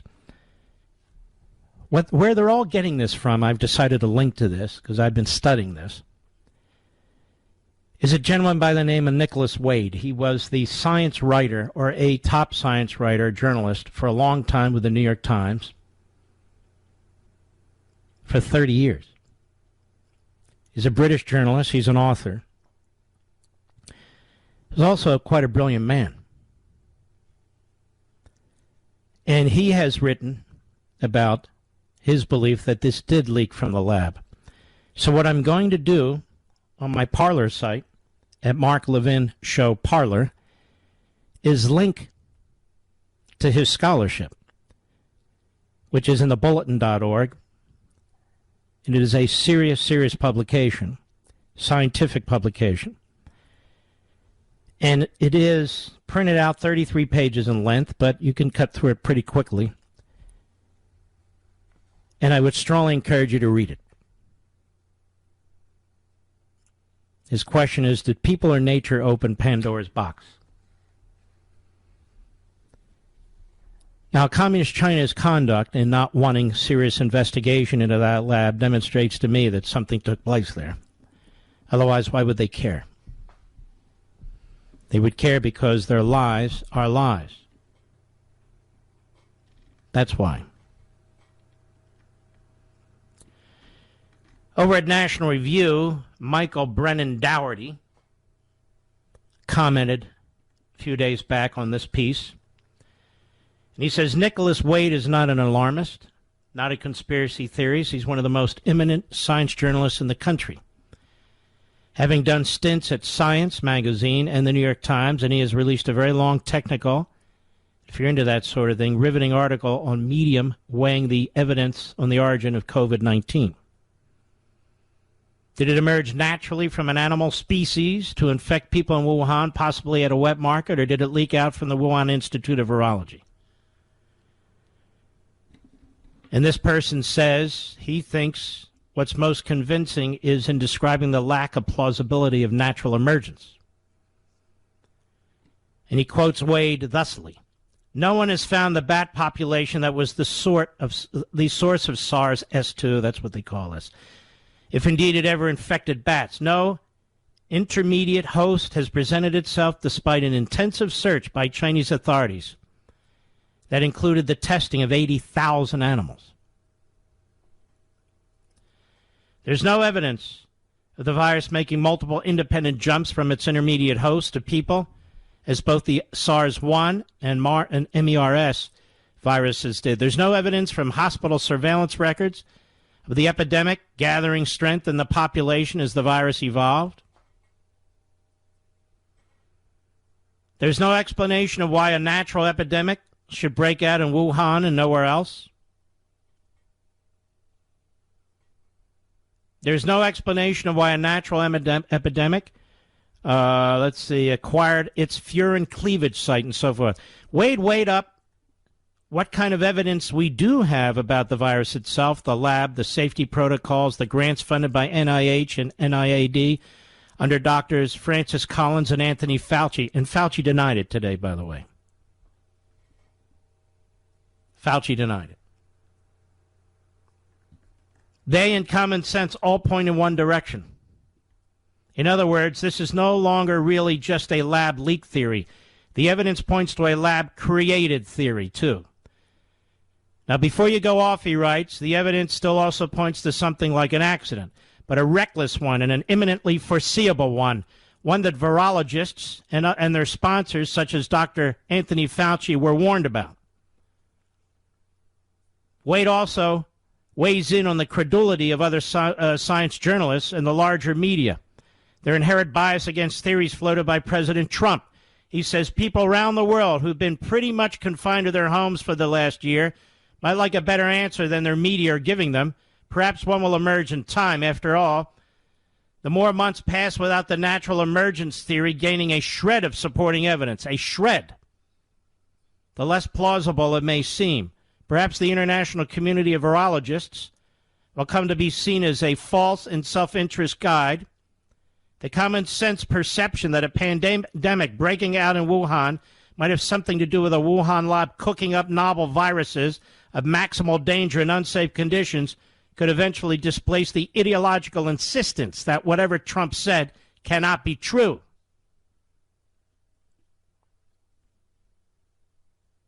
More and more. More and more it's looking like it was a leak out of this lab. Now, the Biden administration is utterly uncurious. Biden says he knows Xi well. They get along well. He had a long talk with Xi, more than an hour. The virus never came up. The virus never came up. He attacks Donald Trump for the virus and the deaths that resulted. And he says nothing to Xi about this. Why does he do that? Because it's not in his interest, he doesn't think, to challenge Xi. But he can keep beating the Donald Trump drum till he's blue in the face, because the media will applaud him and celebrate him. It's popular among the kook left. Why doesn't Joe Biden want to get to the bottom of this? Trump tried. If he's Xi's buddy, and we know his son is his buddy, why doesn't he want to get to the bottom of this? I'm 100% convinced this leaked out of this lab. Some of you are saying, no, probably they did it purposely. If they're doing it purposely, it's a weird way to do it. But be that as it may, I believe it definitely came out of this lab, which is why they won't allow anybody near it, and many of the scientists who work there have been disappeared. And some of them who went on social media to write their views, they have been disappeared. AKA, they don't exist anymore. Mr. Producer, do we have a magnificent caller to whom I should... Didn't we have somebody you were going to call back for me today? Brian, the great WMAL in Vienna, Virginia. I told you we would call you back. How are you, Brian? I am good, Mark. How are you doing? Good. Excellent. So I guess we'll start off where we did before, when I disagreed with the well, actually, when I disagree with you were disagreeing with what Michelle Obama was talking about with police malfeasance. Just tell everybody what we disagree on. Okay. I do believe there is an issue with... I do not believe cops are targeting African Americans. You believe they do. Go ahead. Well, I would definitely say they treat African Americans differently. Now, how do you know that? How do you know that? Something that would say they would... Well, I can use anecdotes. You can speak for yourself. You can't speak for me. You don't know how I'm treated when I'm stopped or other people. Well, I would actually say, Mark, is that 40 million... Well, not 40 million. Hello? Oh, don't tell me we lost Brian, for God's sakes. No, I'm here. I'm here. Can you hear me? No, now I can hear you. Go ahead. All right. Can you hear me? Go right ahead. I think I can. You're in Mark, and out. Can you hear me? All right. All right. Okay. Go right ahead. Let me start. All right. So. All right. You're coming in and out. Can we call Brian back and see if we can get a clear line, please? Let us try, in the meantime, Mark, Salinas, California, XM Satellite. Go right ahead, please. Hey, Mark, how you doing? Okay, buddy. Okay, the reason I called is you were talking about all the costs going up at the stores and whatnot. And it's the biggest problem is, well, pallets have gone up, cartons have gone up, and what's happened to the growers out here is to get their produce from the West Coast to the East Coast, costing them probably $7 to $8 more per box. So it's having a reverse effect on the growers here. They can't even give it away right now. There's too much produce now, so the market has just taken. So the system is backing up. Right, and a lot of the truck situation is because these independent contractors have been regulated right out of business. I mean, you can't be a single truck driver. All right, but they weren't anymore. regulated out of business 3 weeks ago. So that's a whole other issue that concerns me, but that's not what I'm talking about. What I'm talking about is the price of fuel for any truck has gone up enormously, almost 50% for these 18-wheelers. And that has a consequence. The price of petroleum, which is in almost everything we do, everything we process, it's in all the packaging that we have, it's in all the assembly lines that we use and so forth and so on. It was the engine of the Industrial Revolution. And so this is a war on the Industrial Revolution, as people will figure out again when they read the book. That's what it is. They hate the Industrial Revolution because the Industrial Revolution proved Marx wrong. And so this environmental movement has become not about clean air and clean water, but about changing your lifestyle, limiting your access to goods and produce and services, limiting your lifestyle, that is the size of your home, what your home is made of, the kind of automobile you can drive, how many automobiles you can have. God knows, one day maybe it'll even extend to all kinds of habits that you have and even family size. I don't know. But when you take this in conjunction with what HUD is doing under Obama and now Biden, which is an attack on the suburbs and single-family homes, the demand for more public transportation, the demand for more and more dense living situations despite the virus, you can see what's going on here. It's one movement after another after another. They call it intersectionality, one working with the other. It's not a conspiracy. It's a movement they have. And we need a movement to fight it. And that's what's going on. And it goes right to the gas tank. It goes right to how you make your living. And they don't give a damn if people lose their jobs. They really don't give a damn. Everything the Democrat Party is doing here now is to empower the Democrat Party. So it is the party and the one and only party. They want to put the Republican Party out of business. They want to put any competition out of business. They want to put any ideas they disagree with out of business. And that's exactly what's taking place in this country. I got to run, Mark. Thanks for your call. We'll be right back. Mark Levin.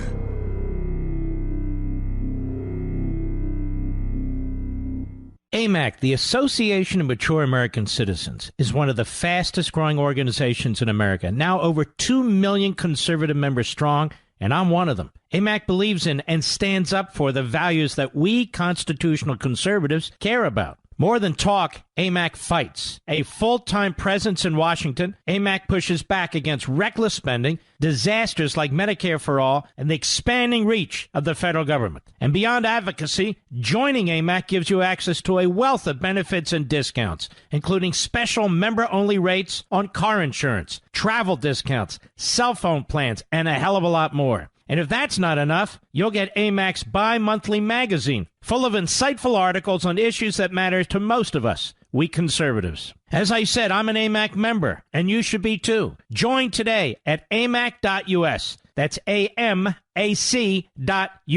Stop supporting the liberal agenda that the other 50-plus organization has been pushing for. Join AMAC instead. AMAC.us.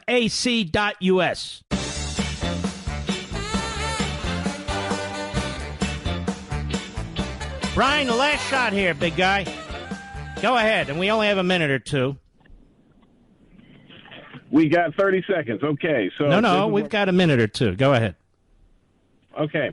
So this is what I'm going to say, is that the Republican Party can absolutely win if they get the black vote. And I'm getting down to it. And the black vote... Well, they got a bigger percentage of the black vote than before under Trump. But if you get a bigger percentage, then it's a wrap. You can't. I mean, it is. Yeah. Well, this raises a whole different question about our electoral system, and I have a problem with states that violate the federal Constitution, change the rules at the end. But go ahead. Let's stay on topic here. We're running out of time.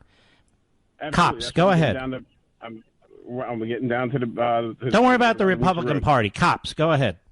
Okay, well, it's cops. So basically, there is a systemic racism in the way that cops treat black people and what goes on. 30 million people can't be wrong. What do you mean 30 million people can't be wrong? Where'd you get that from? Well, No, you're not talking facts. Okay. 30 million people can't be wrong? Well, I haven't heard 30 million people comment. Well, of course you haven't had 30 million, but how are polls done? Well, you just represented 30 million people. Okay, Mark, we'll redact that statement. A lot of these people that are complaining about the police brutality, most of them cannot be wrong. And it's a lot of people. It's a significant number of the black community. The way we started this the other day was you said that you have been mistreated. Absolutely. Go ahead. Explain it. Stop talking about other people. They can speak for themselves. Well, absolutely. So growing up, I say it would be my father was an engineer, and I had a pretty good vehicle. And growing up in the area that was just north of where you're at, I was pulled over. It was a good month. I wasn't pulled over three times a month. So you're pulled over 3 times a month?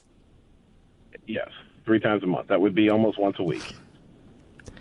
For years. And I was searched. For years. For about 3 years. And I was searched.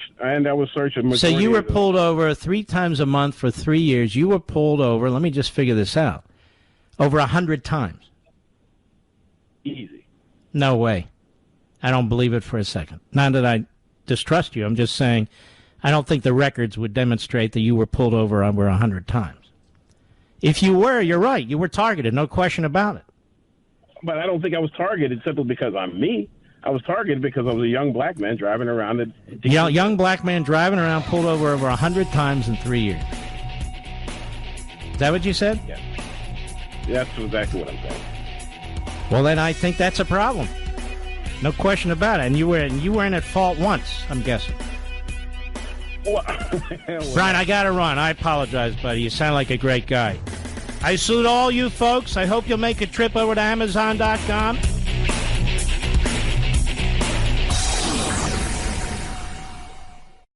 Are you worried about America's future? Times of trouble are full of reasons to despair. But those who built and have preserved our country didn't despair. And if we are going to do our part, we need to draw on the books, the history, and the ideas that gave our forefathers and mothers strength and inspiration. Hillsdale College was founded in 1844 to teach these things, and it teaches them still today. The great news is that we can all study these things along with Hillsdale College professors right in our homes. Through Hillsdale's free online courses, we can study the history of our civilization, the wisdom of ancient Judeo-Christian philosophers, and the writings of Shakespeare and Mark Twain. We can reacquaint ourselves with our Constitution. We can learn how the Constitution has been undermined, and more importantly, how it can be recovered. My friends, as we fight in defense of family, faith, and freedom, let us draw on the best of the past with Hillsdale's guidance to save the greatest nation on earth. Begin learning today at levinforhillsdale.com, Levin for Hillsdale.com, levinforhillsdale.com.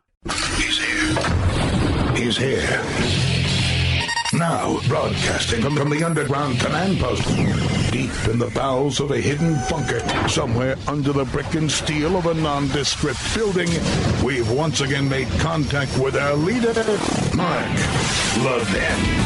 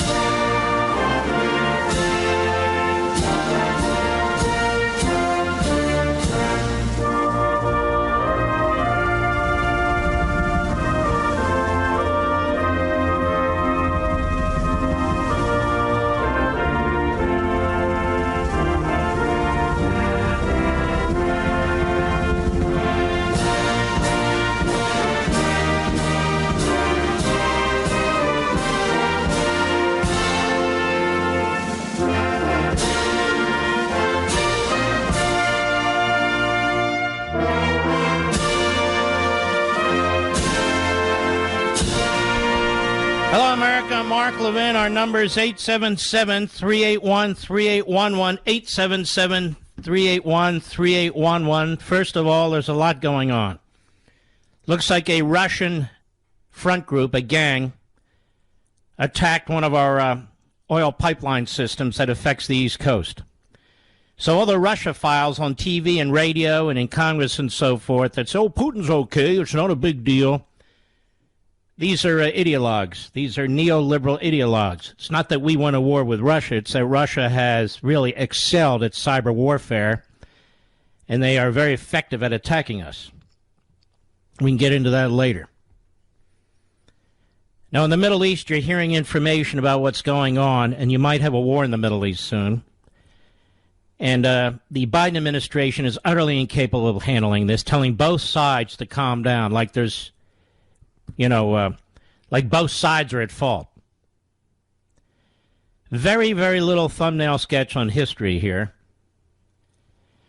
As you know, and I've talked about it before, the court system in Israel, particularly the Supreme Court, is extremely liberal. It is very, very left-wing, even worse than our own Supreme Court. And there were families, Jewish families, that wanted to get their property back. My memory is about 4 in Jerusalem. Because what happened is in 1948, during the war, the Palestinians, Jordanians, grabbed a lot of these properties that belonged to the Jews. And these are properties that belonged to Jews over a course of period, I'd say a couple thousand years. And so here we are, in 2021. Well, they want their homes back. So it was a very long process, a very long judicial process. And ultimately, the court ruled those are their homes, that they get to have their homes back. So the way this is being spun by the international media, and if you've read on Freedom of the Press, you know how the New York Slimes and the rest of them are, it's that the Israeli Jews and the Netanyahu government are trying to take property away from the Palestinians. Then you had some kind of a riot at the Al-Aqsa Mosque. And the Israeli police, because Israel's in charge of security there, had to go in and try and tamp it down, which they did. And so now it's been used as an excuse by Hamas, Islamic Jihad, and others to fire hundreds and hundreds of missiles at Israel, including Jerusalem, and to riot in Jerusalem. Again, thumbnail sketch. And Several hundred people have been injured. Some have been killed. And as I speak, the Israelis are responding with drones and with jets on the Gaza Strip. And so the anti-Semites are coming out both in the United States and overseas. And that's what's taking place. The Biden administration is doing great damage to the situation by doing what the Democrat left and the media always do in this country, which is pretending that it's a matter of relativism. That is, both sides are at fault. If only the Israelis would be bargaining about Judea and Samaria, a.k.a. from their perspective, the West Bank. If only they wouldn't build in Jewish areas that have always been Jewish areas. That this is somehow provocative. And so this is what you're seeing and hearing. And it's important that you go on the internet and actually do a little bit of research on these things because the media is horrendous. Excuse me, they are horrendous. Absolutely horrendous. I'll bet very few of you even knew about the legal situation that I just spoke about. I just watched the coverage on my favorite cable network, and the gentleman in Israel, who I'm not a particularly big fan of, I suppose that's why the Palestinians and even Hamas and the Gaza Strip give him access. He never said a word about that court decision. Not a word. And so that's what's taking place. And this is exactly what Hamas and Abbas and the rest of them do. They try and take advantage and exploit these situations. Our media give them a great assist. And they know that the Biden administration will not be the Trump administration. So we'll keep a close eye on this as it changes hourly. But I wanted you up front to know about this. And, of course, you have to imagine the Islamo-Nazi regime in Tehran has its hands behind this, or if it doesn't, it certainly will. Just a matter of time to try and exploit it. And now you'll see what Joe Biden's really made up and the goons that he appointed his administration. The European Union, the rest of them. You'll see it's not going to be very pretty. But some of the Israeli people themselves haven't done themselves any good either. You've got a lot of conniving and backstabbing going on. Like by a man by the name of Naftali Bennett and Sa'ar, another one. These are former Likud members, former members of Benjamin Netanyahu's cabinet. And when Bennett ran, he ran to the right of Netanyahu, and he said he would never join a liberal, left-of-center government. And he's negotiating not just with a left-of-center, but hard leftist parties. We're trying to cobble together enough Knesset seats, if you will, to take out Netanyahu. And they're on the precipice of doing exactly that. So who would you want as prime minister facing down what's taking place now, facing down the Iranians and facing down Iran's best friend, Joe Biden? Who would you want? Would you want some backstabbing greenie like Naftali Bennett? Or would you want a guy who's been facing them down for over a decade? And so the Israeli system and many of the Israeli people, not a majority, by the way, but too many, are undermining themselves in this situation. So that's a thumbnail sketch. Mark, why do we care? It's 7,000. We care because these things have a tendency to get bigger and bigger and bigger. And we care on this program because we care about the state of Israel on this program. But right now I want to get back to the state of the United States, which is disastrous under the current regime. It is a disaster under the current regime. I don't have enough time to get into this. We will get into this a lot more. There's a lot to cover, lots going on over the weekend, plus things I want to talk about. And by the way, I want to thank you. You watched, so many of you, Life, Liberty, and Levin this Sunday, 8 p.m. Eastern, or you watched it on your DVR. I hope you all had a wonderful Mother's Day. And I just want to thank you. You're the best audience anybody could possibly have. And I mean that. American Marxism has been number one on Amazon since Life, Liberty, and Levin aired last night. There's a lot of competition there. Now, the difference is my book is being pre-ordered. Their books have been released. But we've got to make this counter-revolution work. We've got to make it. I've been thinking about it all weekend, what we're going to do and what we have to do. We've got to make it work. We've got to do what we did during the Tea Party Revolution and in our other revolutions here. And we will. Except unlike them, we won't be violent. Did you see that man who was beaten to a pulp in Portland? Slightly handicapped gentleman. He's a handyman. They blocked off his road to get home. He got out of the car. He yelled at them to get out of the way. They literally pulled weapons. Still light out. Still light out. They pulled out weapons. This is Antifa and Black Lives Matter. He pulled his weapon out. They wrestled him to the ground. They knocked the gun out of his hand, and they beat him to a pulp, multiple broken bones. And there was a police officer there who did literally nothing. And I'll tell you what's going on here. It's very simple. Even those of us with weapons, with carry permits, when we're attacked, we're afraid to shoot. Because it's obvious you'll be prosecuted for murder, you'll be prosecuted for assault, you'll be prosecuted to the fullest extent of the law. The feds will come in over top, charge you with some kind of other offense, some civil rights offense. In other words, you really do not have the right to defend yourself in this country. You saw the couple in St. Louis, this gentleman in Portland. You don't have the right to defend yourself because of the way the prosecution and the way the investigations are going now. And one of the things I want to talk about when we come back, man, I'm loaded. No, not with booze. I don't drink. You know what I mean. I'm loaded.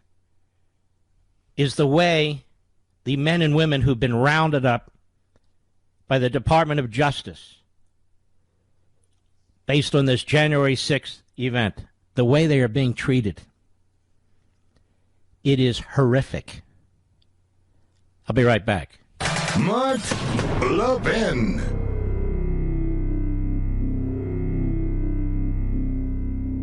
Are you worried about America's future? Times of trouble are full of reasons to despair. But those who built and have preserved our country didn't despair. And if we are going to do our part, we need to draw on the books, the history, and the ideas that gave our forefathers and mothers strength and inspiration. Hillsdale College was founded in 1844 to teach these things, and it teaches them still today. The great news is that we can all study these things along with Hillsdale College professors right in our homes. Through Hillsdale's free online courses, we can study the history of our civilization, the wisdom of ancient Judeo-Christian philosophers, and the writings of Shakespeare and Mark Twain. We can reacquaint ourselves with our Constitution. We can learn how the Constitution has been undermined, and more importantly, how it can be recovered. My friends, as we fight in defense of family, faith, and freedom, let us draw on the best of the past with Hillsdale's guidance to save the greatest nation on earth. Begin learning today at levinforhillsdale.com, Levin for Hillsdale.com, levinforhillsdale.com.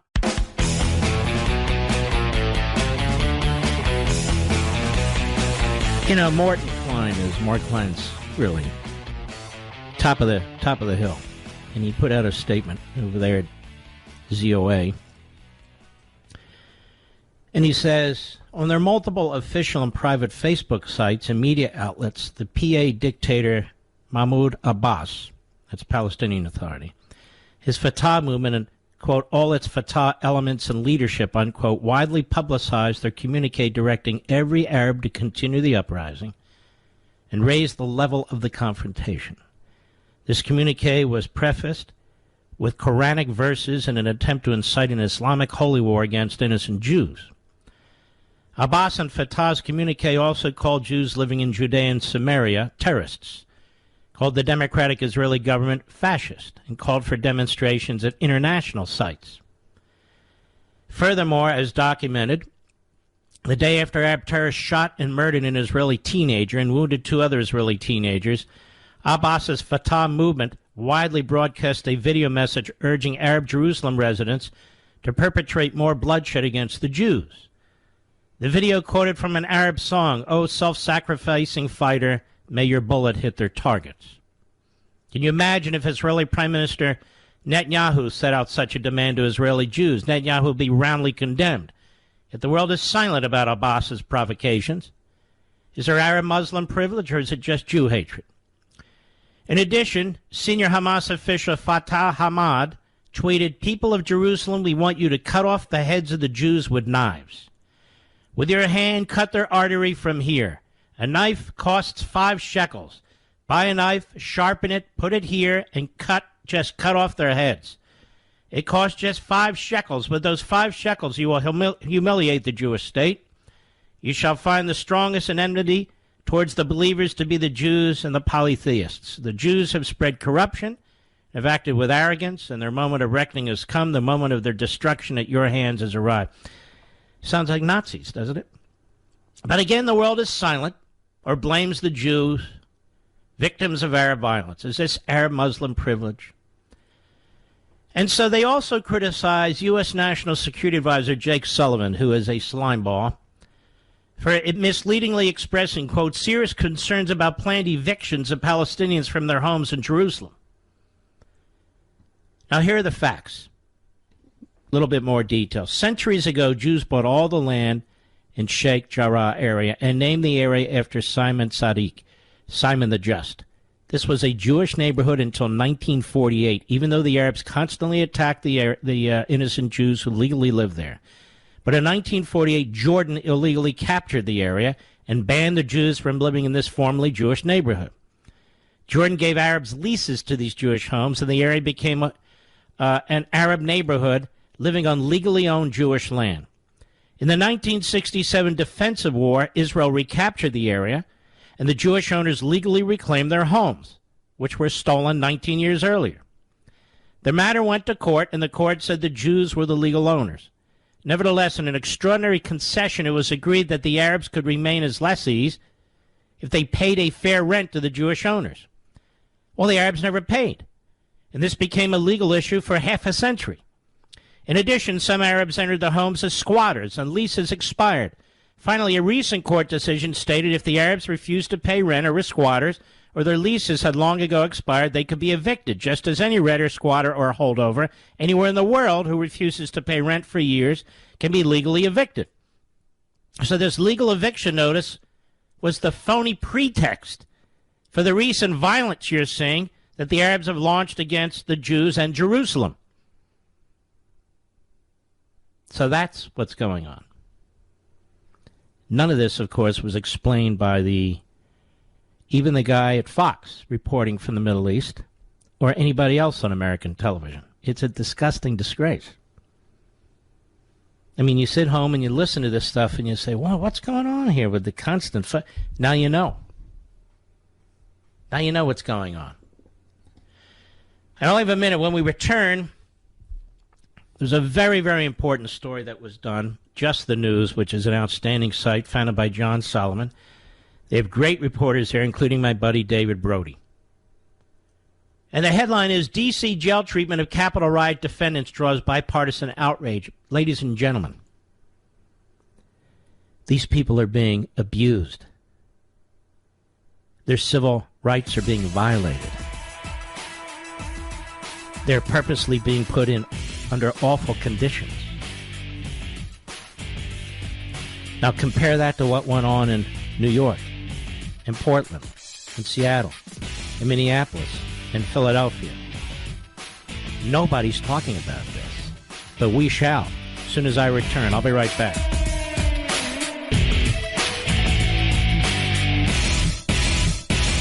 Are you worried about America's future? Times of trouble are full of reasons to despair. But those who built and have preserved our country didn't despair. And if we are going to do our part, we need to draw on the books, the history, and the ideas that gave our forefathers and mothers strength and inspiration. Hillsdale College was founded in 1844 to teach these things, and it teaches them still today. The great news is that we can all study these things along with Hillsdale College professors right in our homes. Through Hillsdale's free online courses, we can study the history of our civilization, the wisdom of ancient Judeo-Christian philosophers, and the writings of Shakespeare and Mark Twain. We can reacquaint ourselves with our Constitution. We can learn how the Constitution has been undermined, and more importantly, how it can be recovered. My friends, as we fight in defense of family, faith, and freedom, let us draw on the best of the past with Hillsdale's guidance to save the greatest nation on earth. Begin learning today at levinforhillsdale.com, Levin for Hillsdale.com, levinforhillsdale.com. The Mark Levin Show, where we create the talking points. Call in now, 877-381-3811. All right, from Just the News, a short drive from the U.S. Capitol, 1,500 inmates are stuck in their jail cells 22 hours a day. Until last month, it was 23 hours a day, and they were also barred from going outside. A smaller group of inmates may have it even worse. Those awaiting trial for alleged crimes in the January 6th Capitol riot. They've been placed in restrictive housing, a maximum security designation. The plight of nearby inmates has received surprisingly little attention on Capitol Hill for the better part of a year, since the District of Columbia Department of Corrections issued its medical stay-in-place policies for COVID-19. That only changed in late April, and it flipped the partisan script. Representative James Comer, ranking Republican on the House Oversight Committee, demanded better treatment for the inmate population at large, while Democratic Senators Elizabeth Warren and Dick Durbin spoke up for inmates accused of insurrection to keep Donald Trump in office. This is how bad the conditions are. The issue could complicate D.C.'s bid for statehood.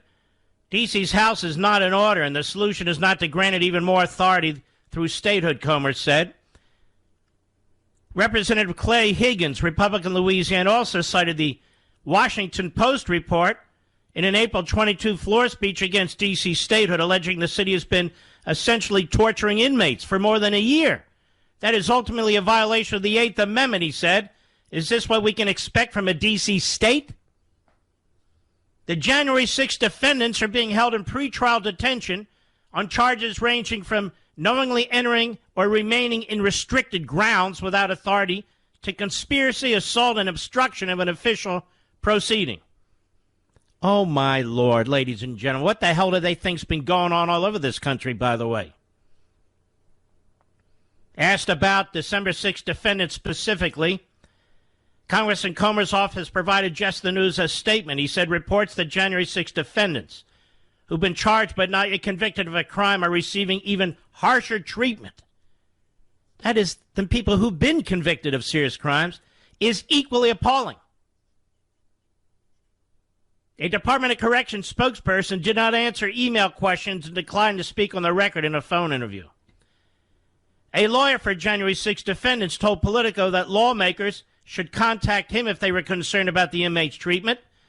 Marty Tankleff, himself exonerated after decades in prison for a wrongful murder conviction, told Just the News no one has contacted him nearly 3 weeks later. His clients include Ryan Samsel, who alleges a prison guard beat him so badly he suffered permanent eye damage, and Edward Jacob Lang, an observant Jew who claims guards disparaged him as a false prophet as he prayed for other inmates.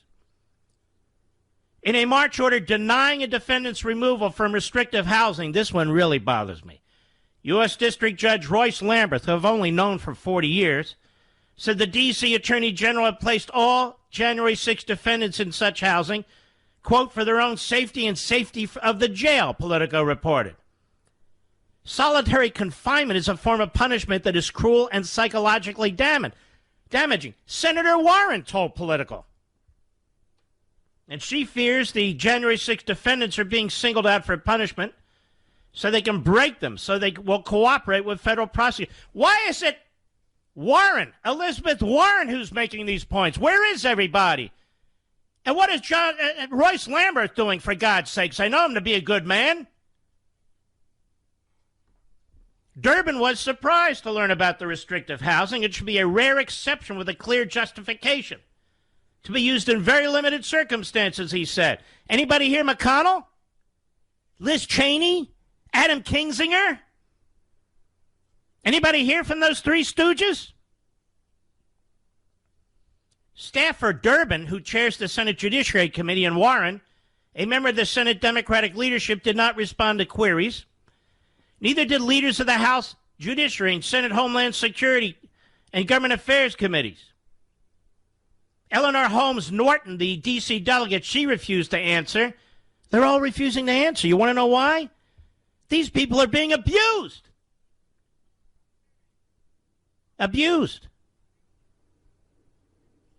Just the News could not find a definition of restrictive housing except for a DOC policy, Department of Corrections. Last reviewed in August 2019, it calls single occupancy with no other restrictions listed. It's reserved for inmates who are sexual predators engaged in assaultive behavior, are likely to be exploited or victimized, or of any other documented special need.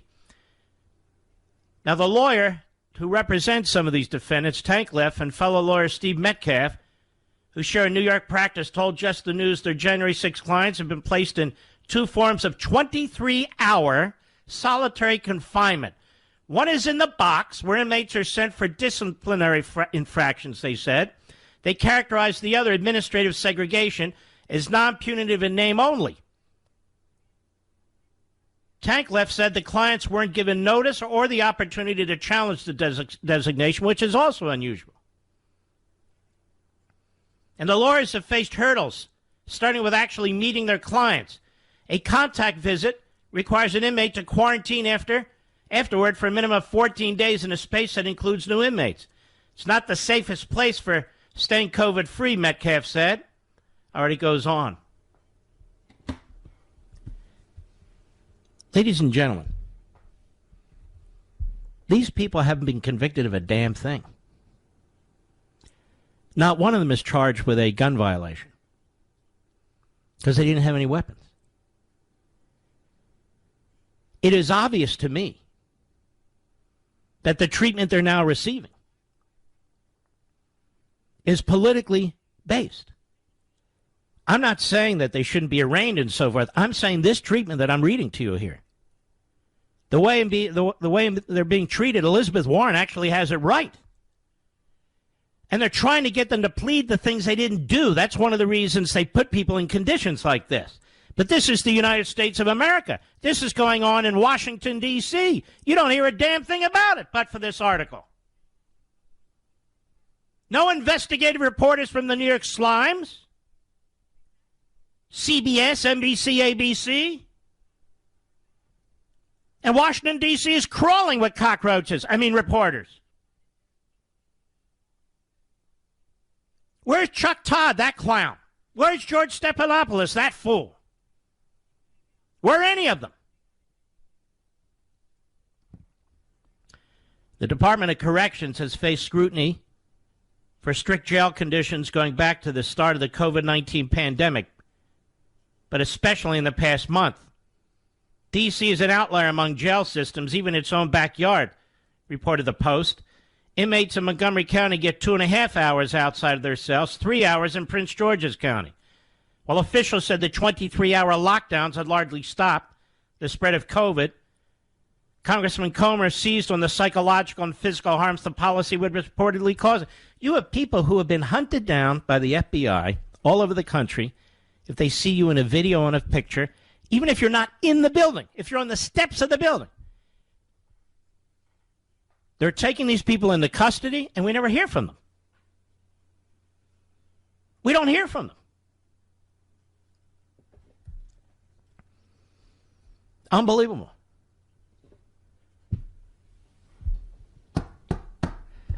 Meanwhile, in Portland, Oregon, you have case after case of assault and brutality, people carrying weapons, Molotov cocktails thrown at a federal courthouse, interfering with their business there. There's obvious disparate treatment. There's no question about it. I just hope some governmental official who can hear my voice, whomever they are, wherever they are, will take up this cause. I understand that it's unpopular. I understand they're trying to destroy anyone and everybody who ever supported Donald Trump and Donald Trump. I understand that's why they're parading Adam Kinzinger and Liz Cheney and their ilk on their shoulders from one television studio to another. I get it. But this is unacceptable in the United States of America. Simply unacceptable. Some of these people are being accused of trespass and nothing more, which is a misdemeanor. And some of them didn't even trespass, and they're being accused of trespass. Some of them have had the book thrown at them on charges that simply cannot be supported and will not be supported. So they, in particular, are being brutalized to try and get them to plead to something they know they can never get in a court of law. They're throwing all the resources they have of the federal government at this event.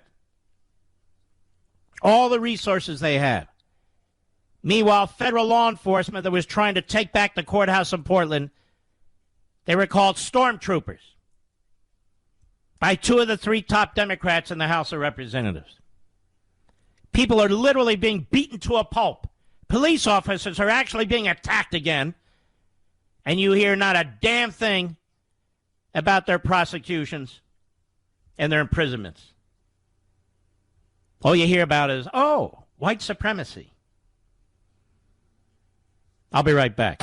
Mark Levin.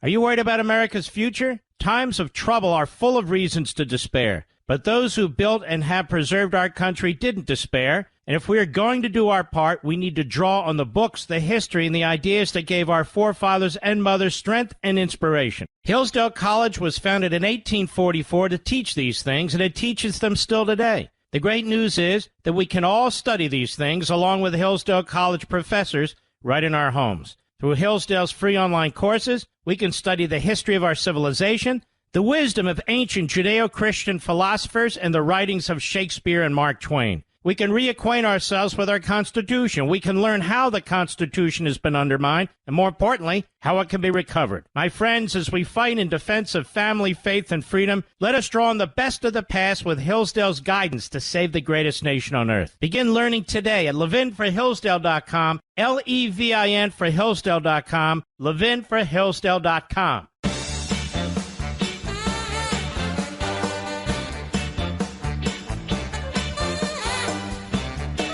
You know, the Democrats have been importing illegal aliens for a long time now because they said Americans won't do certain jobs, and the illegal aliens will do jobs Americans won't do. Now, of course, they're importing illegal aliens, and they're also handing Americans checks not to work. And Biden today says, of course, Americans want to work. We're going to spend some time on this next hour because what Biden is doing, again, is destroying the workforce, destroying our financial system, undermining our economic system because he's an idiot.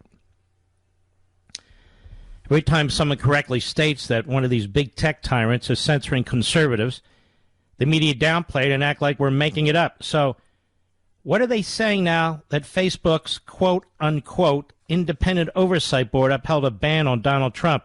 Was the president of the United States at the time, by the way. Well, they love it. They'd like to see these companies censor conservatives more. You see Joe Biden's getting 71% approval across the country for the vaccines, Mr. Producer.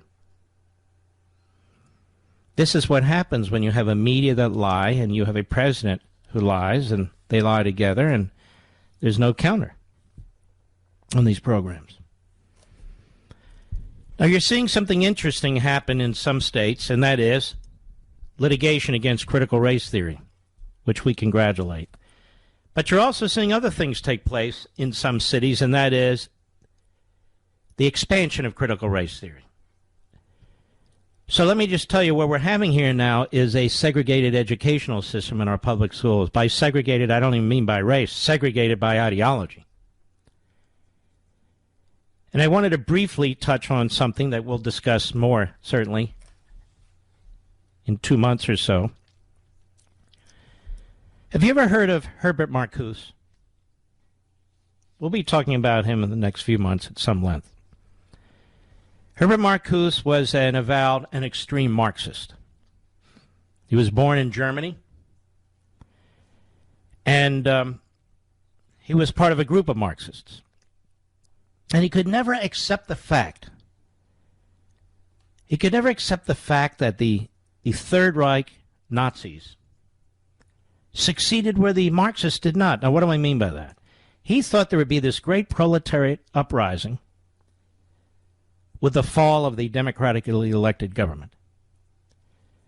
And instead, there wasn't a great proletariat uprising. And he had trouble understanding it, had trouble explaining it. The fascists had won the day, not the Marxists. By the way, imagine the insanity. So he had to figure out what is going on here. So he and this group he belonged to, so-called Franklin group, we'll call it for our purposes tonight, he's credited with hatching the critical theory ideology. So critical theory ideology didn't start with race. These critical theory-based movements were launched in America. Why were they launched in America? Because he escaped Germany and came to the United States. Much like Omar. As a refugee, she comes to the United States, hates America, she's a Marxist, and she pushes her radical left agenda. Well, Marcuse, unfortunately, was 100 times smarter than her, and he formed this critical theory movements and launched it in America, particularly in the 1960s. So he's part of this Franklin school of political theorists. So this is all in the book, American Marxism. And so he's best known for attempting to explain why the so-called proletariat workers in the United States and elsewhere have not risen up to overthrow the capitalist system of the ruling bourgeoisie. And again, we'll get into this more later. Do you want to know his main argument? You want to know the main reason he said you folks didn't rise up and overthrow your own country? Because he said America's just too tolerant. I know you're scratching your head, shaking. What does that mean? America uses tolerance to repress the population, he said in 1965. And so the dominant culture uses tolerance that's not really tolerance. It's really repressive. It'll accept protest. It'll accept disagreement. It'll accept lawsuits challenging the institutions. But it won't ultimately accept the overthrow of these institutions, the overthrow of the government, the overthrow of the country. And so what it does is it creates this notion of tolerance. We're the most tolerant society on the face of the earth, in order to oppress minorities, in order to oppress people with minority views, in order to oppress the poor, and in order to oppress the proletariat. And you see, the proletariat and the poor and the rest, they're just too stupid to understand what's happening to them. It needs to be explained to them that this isn't really tolerance. You're being subservient. You just don't know it yet. He talked about the systematic moronization of children. Now, one of the things I've learned all these years, but particularly in research on this book, is how these phony academics make up words. They make them up. They try to coin them. They try to be clever. And instead, they sound sophomoric and verbose. So we're tolerant toward that which is evil, that which is repressive. And so this developed into a legal theory, critical legal theory. And to jump to today, really in the 1970s, it developed into what they call critical race theory. That is, that this white society pretends to want equality, pretends to want a colorblind society. The entire civil rights movement was a ruse. Martin Luther King was a fraud, colorblind society. And this very short thumbnail sketch is how critical race theory began. We'll discuss this at great length so we understand exactly what we're dealing with. This is an American Marxism. I want to strongly encourage you, Levinites and you patriots, please pre-order today if you haven't. You can go to Amazon or any other place and order your copies now. Remember, we are silent no longer. He's here. He's here. Now, broadcasting from the underground command post, deep in the bowels of a hidden bunker, somewhere under the brick and steel of a nondescript building, we've once again made contact with our leader, Mark Levin. Hello, America. America, Mark Levin here. Our number, 877-381-3811, 877-381-3811. Thanks to you folks, I'm winning the book derby, not the Kentucky Derby. The book derby. I'm a neck ahead of Oprah Winfrey. She's right on my heels. Of course, she has everybody in the world supporting her. You know, Mr. Producer, I've never taken an illegal drug in my life. Not even marijuana. They could test me till they're blue in the face. And as for this horse, can we even wait till the final adjudication of this thing? People are speculating. Let's just wait till the final adjudication. Apparently, there have been issues raised before. They didn't pan out. Maybe it will, maybe it won't. I have no idea. Would it be an offense if I said I don't really give a damn, Mr. Producer? I mean, I don't want to see the Kentucky Derby, these other races screwed up. Don't get me wrong, so we'll get to the bottom of this. But what I mean is, do you really want me to spend an hour speculating about this on radio?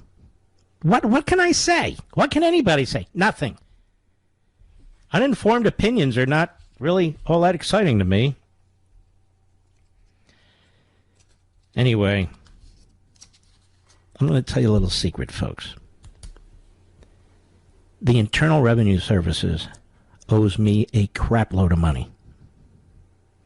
A ton of money. You see, the way my beautiful wife and I pay our taxes is we pay it all. We have minimal deductions. And then our great CPAs get a hold of it and say, well, why didn't you do this? And why didn't you do this? Why didn't you deduct that? Why didn't you deduct that? I said, okay, let's deduct it. But nothing weird. And so it's straight up. Straight up. Because I know if they could hang me from a telephone pole, they would. Okay. Now they have a tremendous amount of my money, and I want my money. You know, Joe Biden says he wants $80 billion. Hello, $80 billion to strengthen IRS enforcement. How about $80 billion to pay us our damn money? Now listen to this. You're not going to believe this. This is from Yahoo. What a news service named Yahoo, but Yahoo it is. The Internal Revenue Service is having a tough time processing tax returns this year, potentially delaying refunds for many Americans. Among the many challenges the agency faces, ready for this? Out-of-order printers and copiers. Quote, IRS employees stated that the only reason they could not use many of these devices is because they're out of ink or because the waste cartridge container is full, the Treasury Inspector General for Tax Administration wrote about the copiers and printers in a report released last Friday. The contract for supplies and service of the printers ended in September 2020. Well, it ended in September 2020. Well, why didn't you renew it or get another one? 69 out of the 164 devices, or 42%, used by the submission processing functions were not usable as of March 30, 2021, the watchdog found. The report also noted that a substantial backlog from last year, a late start to the filing season, and too few staffers are contributing to the agency's slow pace. Why? Most of us file, honestly, in the upper brackets. You're required to file now by computer. It's faster that way, they tell you. Get it in. Okay, here we sit. Here I sit.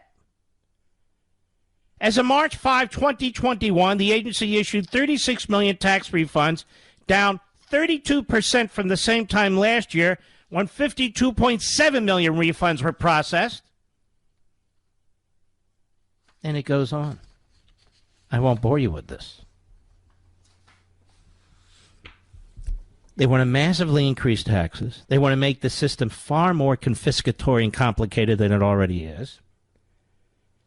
They want to put billions, tens of billions, $80 billion into more staff, not to give us our damn refunds, but to chase us down to the end of the earth. Maybe they'll put us in the D.C. correctional system.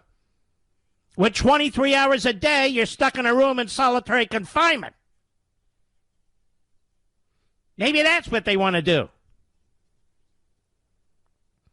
But it's ridiculous. In fact, it's grotesque.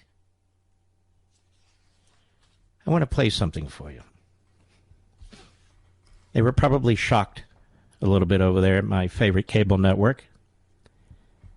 When I began my program last night, and by the way, I have no monitors.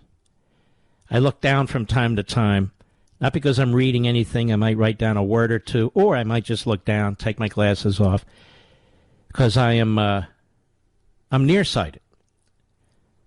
So in order to see what's right immediately around me, I have to take my glasses off. In order to see the television lens, what I'm supposed to look into, I have to put my glasses on. That's why they're on and off and on. How about bifocals? I get nauseous with the damn bifocal, but that's beside the point.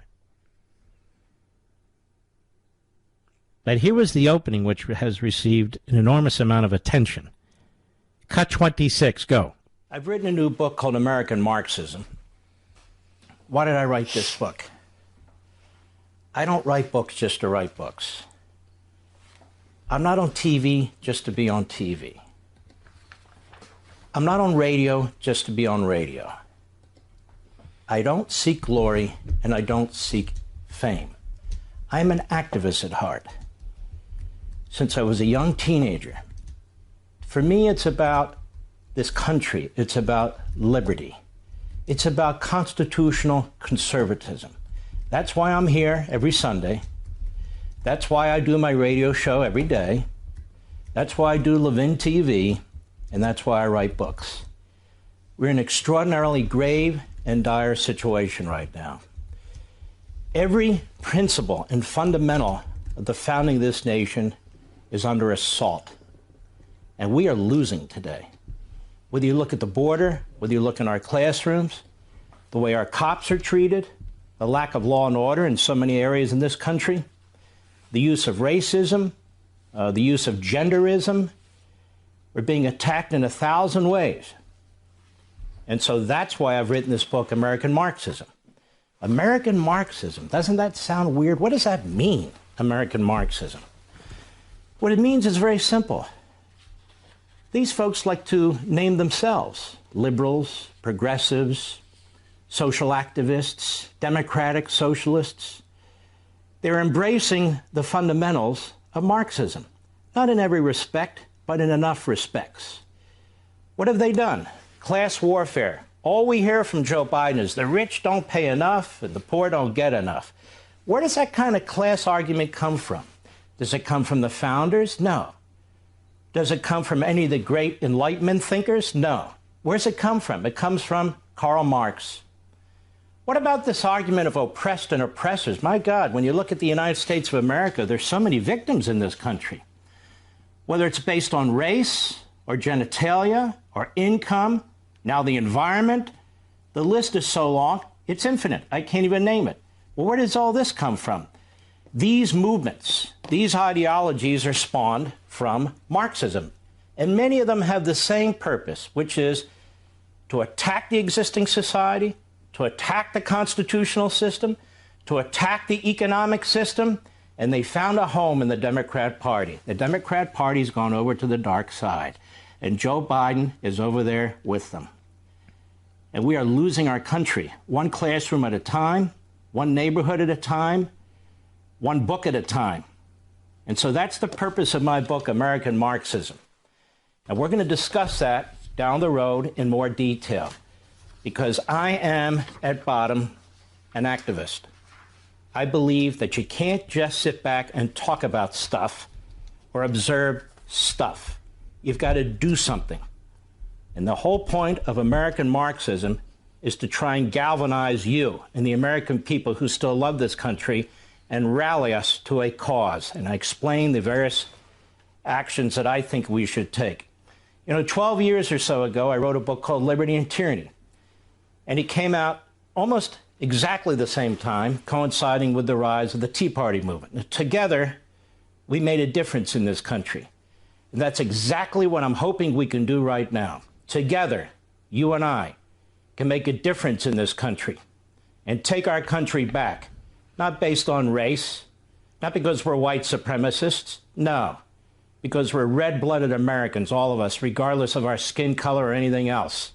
And we cannot allow these Marxists and these Marxist wannabes to destroy this country from within. That's what I'm talking about. Now, this 4-minute and change monologue resulted in a big spike over at Amazon and Barnes & Noble. A big spike in pre-orders. And you can see how this American Marxism, as I'm calling it, and we must call it, and its various movements have spread everywhere. Here we have a piece in The Blaze by Paul Saka. Disney asks employees to complete white privilege checklist, insists America was founded on systemic racism according to leaked documents. And Christopher Rufo is a real hero in this regard, I must say. And the Walt Disney Company is the latest mega corporation to push critical race theory. It's got a net worth of $122 billion. It's asking employees to complete a white privilege checklist. A white privilege checklist. And insists America was founded on systemic racism. This is Disney Corporation, according to these leaked documents. And I want to thank the heroes who are leaking these documents, too. Now, the company recently introduced a diversity and inclusion program titled Reimagine Tomorrow. Now, I've told you about this word, reimagine. To most of us, it's a benign word, reimagine, but not to the Marxists. Again, as you learn in American Marxism, reimagine is a term that is used in lieu of destroy, eviscerate, undermine. Reimagine Tomorrow, which is described as an anti-racism discussion guide and an allyship for race consciousness, according to materials published by journalist Christopher Rufo. And the corporate training model for the anti-racist guide asks, what can I do about racism? Disney says America has a long history of systemic racism and transphobia. And the training manual tells employees to recognize your colleagues are also processing the ways which the pandemic is disproportionately affecting the black community. So this is the propaganda that's being pushed throughout America in our schools, in our media, in corporations throughout America, and by the Democrat Party. The guide instructs employees to take ownership of educating themselves about structural anti-black racism by seeking out black authors, journalists, and organizations. But employees should not rely on their black colleagues to educate them because it's emotionally taxing. And Disney claims that America has a long history of systemic racism and transphobia. Of course. This is, remember I started off the program with Herbert Marcuse? I only gave you a little bit of salt on the steak because I can't really get into this till the book is available. So the company that rose to fame from a cartoon mouse demands employees to work through feelings of guilt, shame, and defensiveness to understand what is beneath them and what needs to be healed.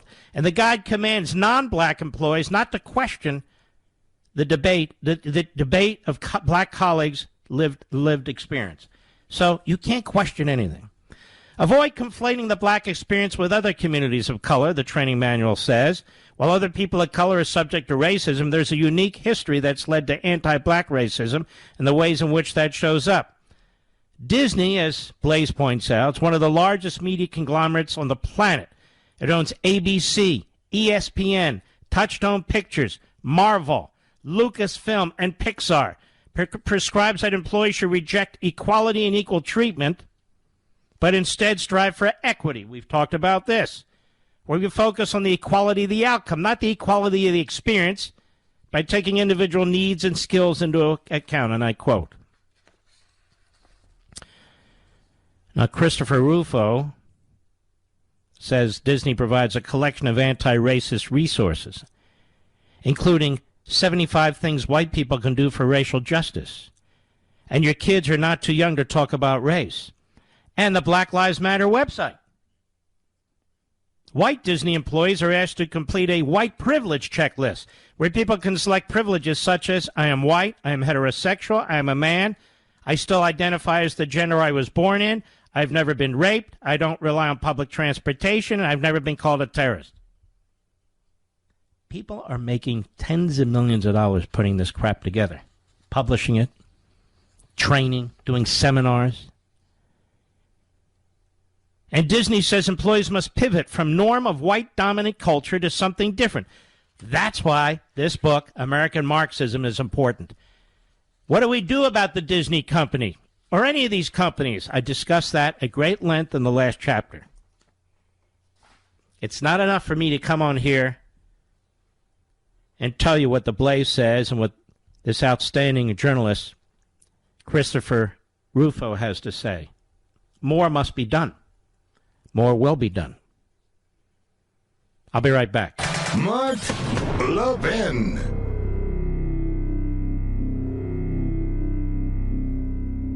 Over 2,000 of you, my listeners, made the switch from overpriced wireless carriers to Pure Talk over the past few months. We want the rest of you to join us and to see what we're talking about. If you're with AT&T and Verizon or T-Mobile, your family could save over $800 a year just by switching to Pure Talk. You get great coverage, you can keep your phone and your number, and you'll save a fortune. Pure Talk is the top-rated wireless company by Consumer Affairs, with the absolute best consumer service team based right here in America. Does that sound good? Well, it gets better. Right now, get unlimited talk, text, and 6 gigs of data, just $30 a month. And if you go over on data, they don't charge you for it. They don't care.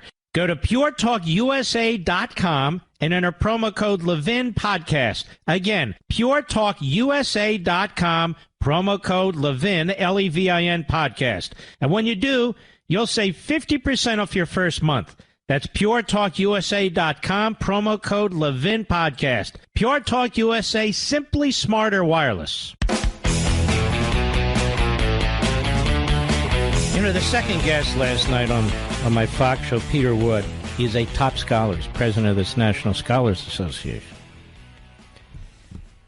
And he says this New York Times and the Call Hannah Jones don't even get 1619 right. There was a slave ship that was headed for Bermuda. And it was attacked and taken over after it had dropped some slaves off of Bermuda.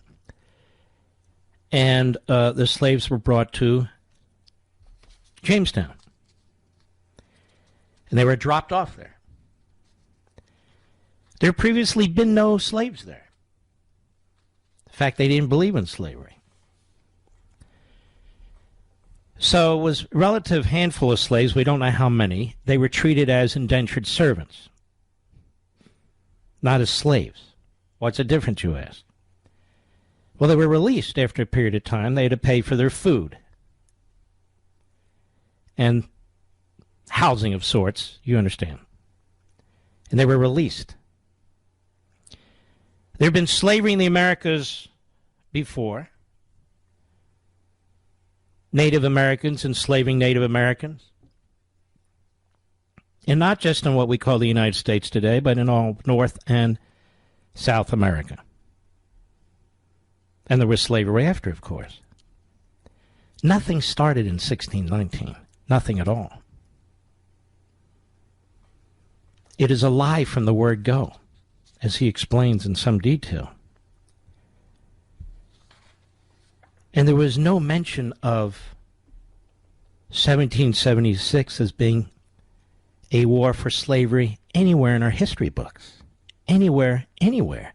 It's a complete fabrication. Again, this is discussed in American Marxism. It is a very, very important discussion that Peter Wood and other top Pulitzer Prize-winning historians explain. But it's the same New York Times pushing the line. If you want to talk to Mark, we have 2 numbers for you to call. For regular Americans, call 877-381-3811. For liberals, call 877-381-3811. I'm taking the show in directions I wasn't playing, but that's okay. That's okay. Peter Wood was the scholar I was talking about earlier before the break.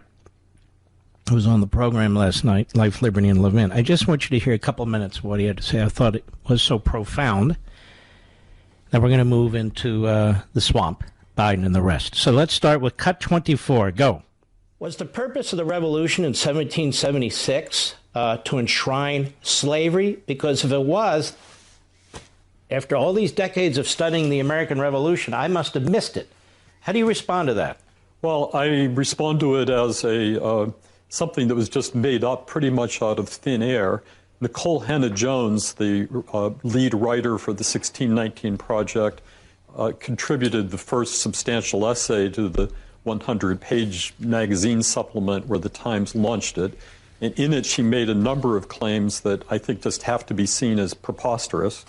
One of them is the idea that the American Revolution was fought by the colonists against England because they feared that the English king was going to emancipate American slaves and end the institution of slavery.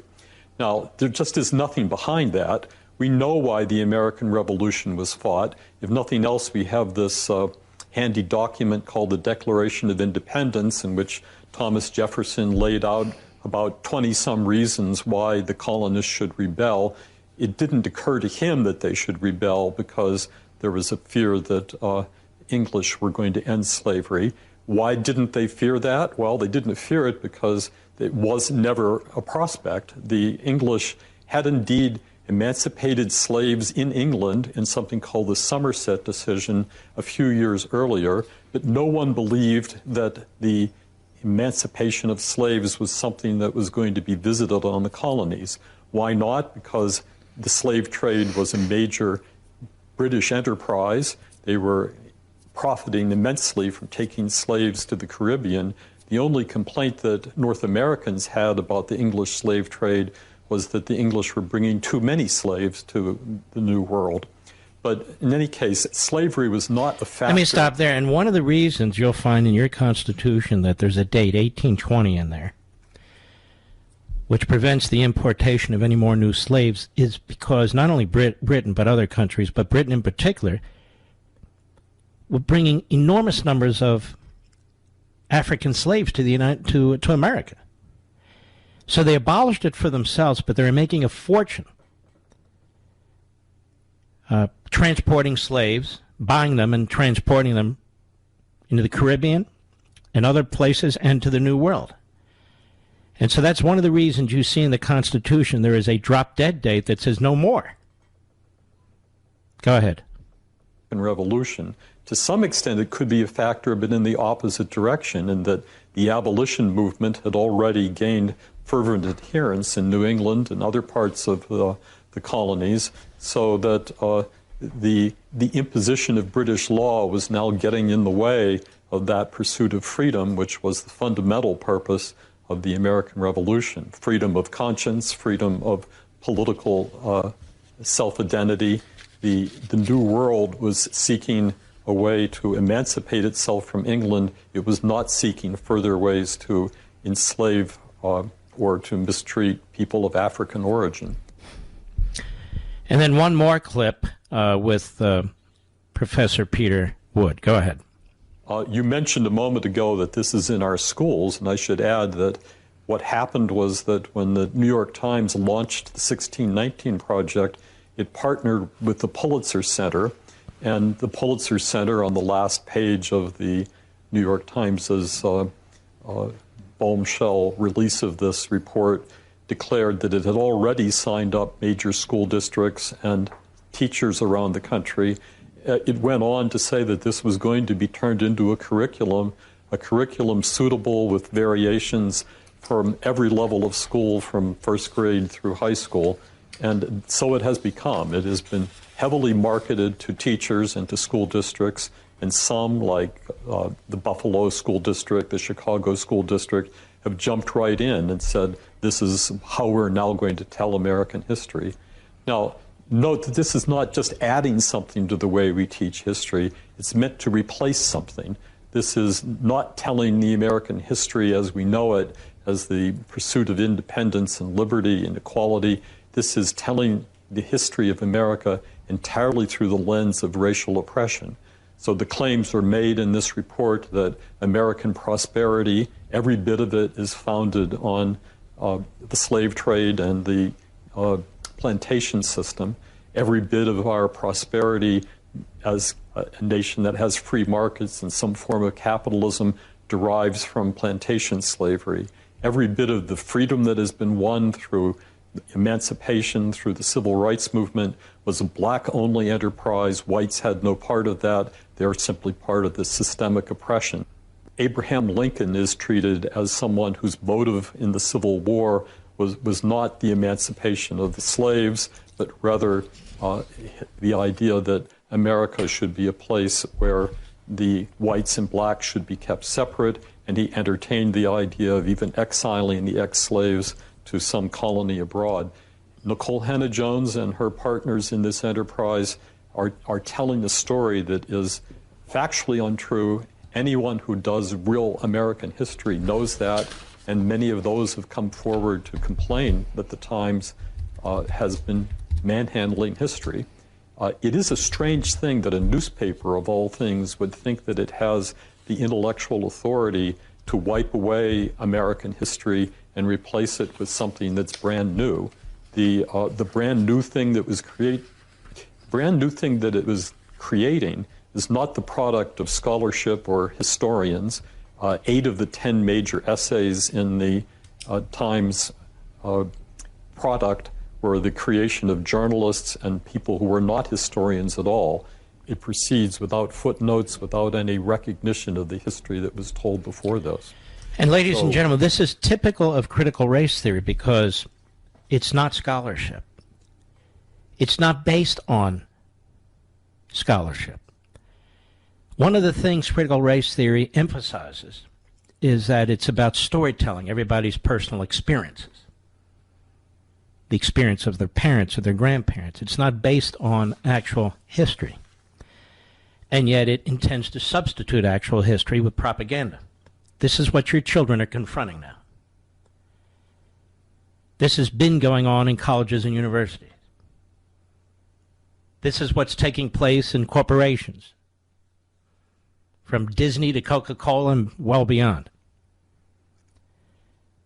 This is what's in the executive orders that Joe Biden signed for the federal workforce, for federal contractors, for those who receive federal grants. So you can see how poisonous and cancerous this is. And so what you'll do is you'll get an incredibly broad-based understanding of the history of this movement, of the arguments of this movement, of the professors and their ilk behind this movement, as you will when it comes to the climate change degrowth movement, as you will when it comes to the gender movement and other movements, the immigration, open borders movement. And I said, this is the most important book I've ever written, given our times. It's also the longest book I've ever written. And really, it should have been twice as long. So depending on how well this book does, I intend to have a volume 2, which will get into the spending and the economic aspects and so forth. But I felt, in terms of an imperative right now, the subjects that I cover in the book were absolutely critical. And so you'll have more than quick 3-second hit, 3-minute hit, 14 guests, conga lines. Thoughtful, substantive, we'll dig in, we'll understand it. It all leads to a crescendo. And the crescendo will be the last chapter. What do we do about all this? What do we do about all this? So thank you, those who have already pre-ordered. And I'll be right back. Mark Levin.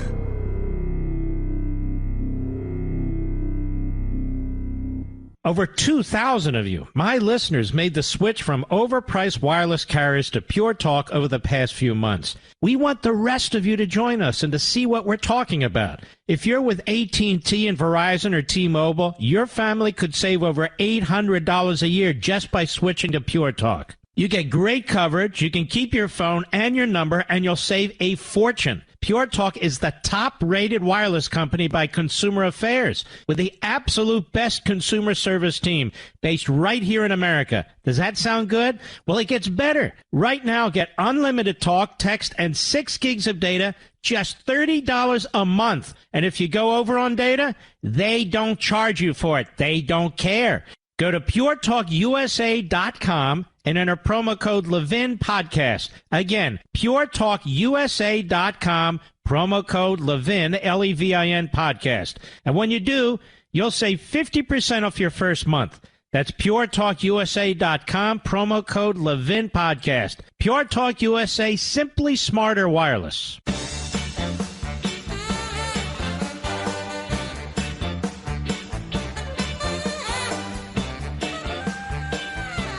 You know, in the final hour, I really want to hit this employment issue and all the money that's being thrown around. The Democrats are now using parts of this trillions and trillions and trillions of dollars slush fund to fund their friends, to fund political extremists. You know, they go into the fake banners of social activism, social justice, and environmental justice, and economic equity. Those people on the left, they're using your tax dollars and they're showering them on these organizations with these targeted funding line items in these bills. Meanwhile, the Republicans are extremely concerned about billions and billions and billions of dollars in fraud in the past and going forward with these massive spending programs. You have a situation where in 2014 alone, $6 billion in fraud and false payments were connected to the child tax credit program just for 1 year.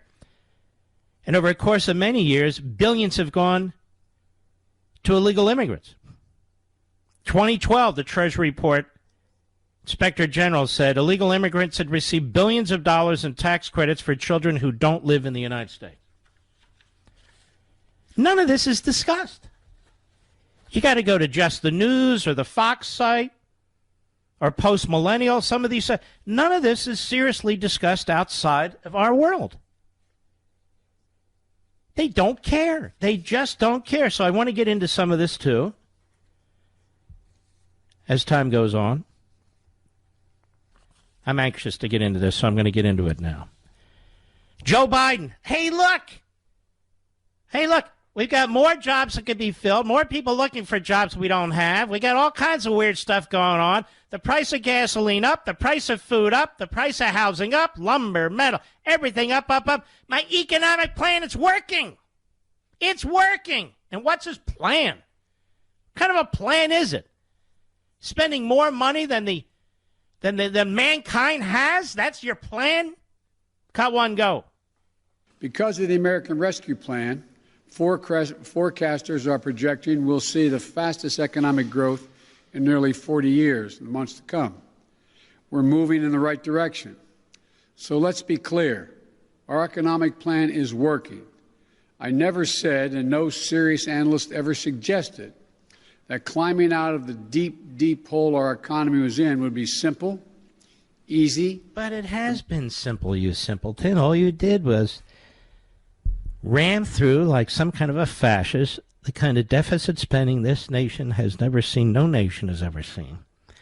And you're trying to ram through trillions more. That's your economic plan. That, and to take money from people who actually create jobs and give it to people who don't. Now, this is why you were a flunky in college and law school. This is why you had to plagiarize and cheat from other people. Because you're stupid as a rock. And I mean this with all due respect. Go ahead. Or perfectly study. Remember, 22 million Americans... Shut up, you idiot. Let's see. Let's go to cut 3, Mr. Producer. Go. We're going to make it clear that anyone collecting unemployment who is offered a suitable job must take the job or lose their unemployment But benefit. that's not the rule.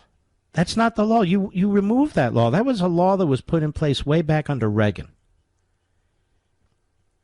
That if you're offered a job and you're on welfare and you don't take it, you lose your welfare benefits. The Democrats have removed that. Now, the law is supposed to be you don't collect unemployment if you're offered a job. But everybody knows they can't track people down based on that. Go ahead. There are a few COVID-19 related exceptions, so that people aren't forced to choose. There's not a few, there's a lot. Ask the teachers union. They spiked these rules with God knows how many rules. How many exceptions? Go ahead. Safety and a paycheck, but otherwise, that's the law. So how's that working out, everybody? Small business people, especially in the hospitality field. How's that working out? Motels and hotels and restaurants, pizzerias, bowling alleys, and on and on and on. You can't compete with the federal government when it comes to throwing money around because the federal government, it's not their money and they just print it up. So no serious person in a small business or a small enterprise or anybody can compete with the federal government when it comes to spending. Ladies and gentlemen, Biden has no background in business. He has no background in economics. He has a background as a lying SOB who served as long as he could in the U.S. Senate from this tiny little state of Delaware, which I happen to like a lot. That's it. Back and forth on the... I actually believe, this is Mark's theory, that he ran for the Senate and he kept running and he kept winning because he enjoyed the Amtrak ride, like the roller coaster ride, Mr. Producer. I think he enjoyed the ride. He wanted the kosher hot dog with a light beer. And so that was his excuse. I'm going to run for the Senate so I can keep taking the Amtrak for free. By the way, Pierre DuPont, former congressman from Delaware and governor of Delaware, who I think would have been a superb president of the United States. He just passed away at the age of 86 yesterday. God bless the family.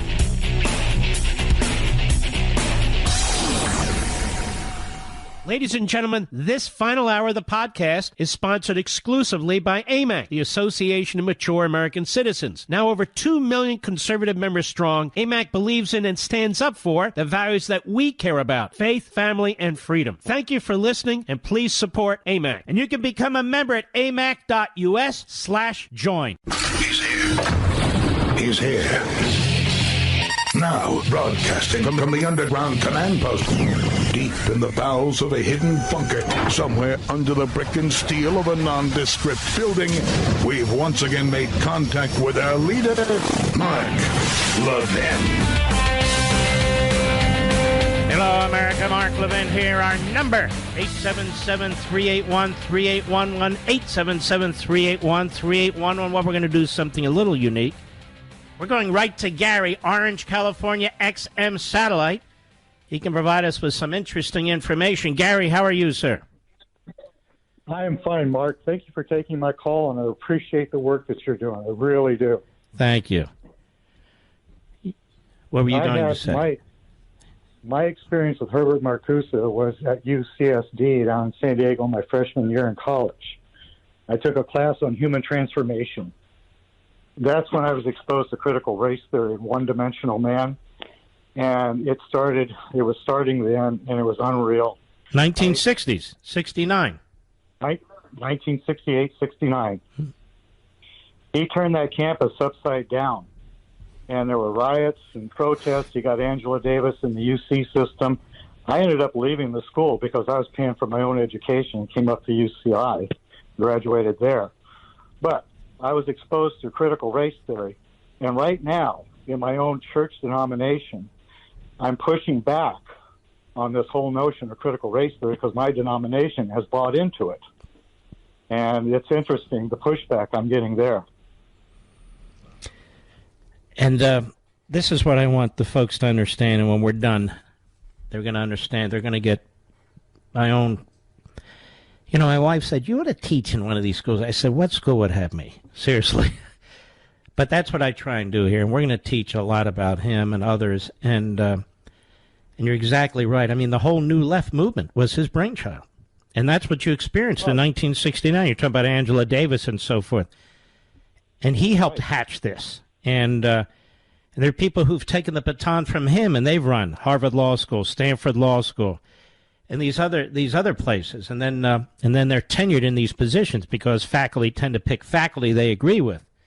And so this whole problem spreads across colleges and universities across this country, particularly Ivy League, but beyond. And he's everything I said he is, isn't he? He absolutely is, and more, because I am a Christian. I'm in the Presbyterian Church USA, and ordained in that denomination. I'm pushing back against the whole notion of critical race theory, but what he sits there in the first part of his book on One-Dimensional Man. Mm-hmm. And that was his most popular book. Go ahead. Yeah, and it's still in my library, believe it or not. But unfortunately, I have a copy myself. Okay, go right ahead. Yeah, I thought about burning it, but I said no. I've kept it, and I've been using it. But in the first third of the book, he deconstructs our whole history, and then he makes a critical statement 2/3 into the book, or not a third into the book, when he says, in order for the critical race theory to be valid, it must abstract. And there we go. There is where the devil in the details lies, and he redefines everything, even including how we approach sexual relationships. I saw it. I walked away from it because of how. And now you can't get away from it. Now you can't get away from it. It's in my own church, and it's very, very, very concerning. And every American needs to pay attention to what's going on. And I really appreciate what you're doing out there and support it 100%. I'll buy your book for sure. I probably won't read anything I haven't understood before, but nevertheless, it's not just critical race theory. There's more in that book. Well, I'll be looking forward to getting it. You should look at the degrowth movement, which is in the book. You should look at, I won't get into all of it, but there's a lot of things in there. And my point is, these are all spawned from Marxism, and these various ideological approaches to Americanizing Marxism, which is the whole point of the book, American Marxism. And I want people who are going to go to school board meetings and people who are going to, wherever they're going to go, and we'll get into that again, I want them to really be up to speed on this stuff. So it is the people that we oppose who are going to look like damn fools. Well, Gary, that's a wonderful call. I appreciate it. Keep in touch, okay? I will, Mark. Thank you again for taking my call. All right, brother. Take care. Ellie, Ontario, California, on the Mark Levin app. How are you? Eli, I'm sorry. My eyesight's all screwed up. Eli, go right ahead. Hi, Mark. So it's Eli from Canada, not from California. Oh, sorry. So I called you a few times last time we spoke. I remember you. It was a different shooting. And this time, I have to tell you that there is a few more factors that you probably don't know, or maybe you did forgot to say. So what happens is, except the neighborhood of Sheikh Jarrah, is the fact that Hamas is used the corona to infiltrate to the Judea and Samaria.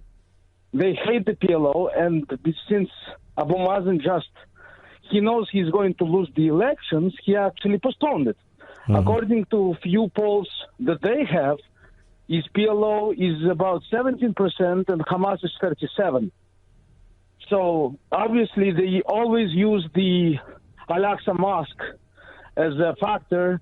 Let's get in.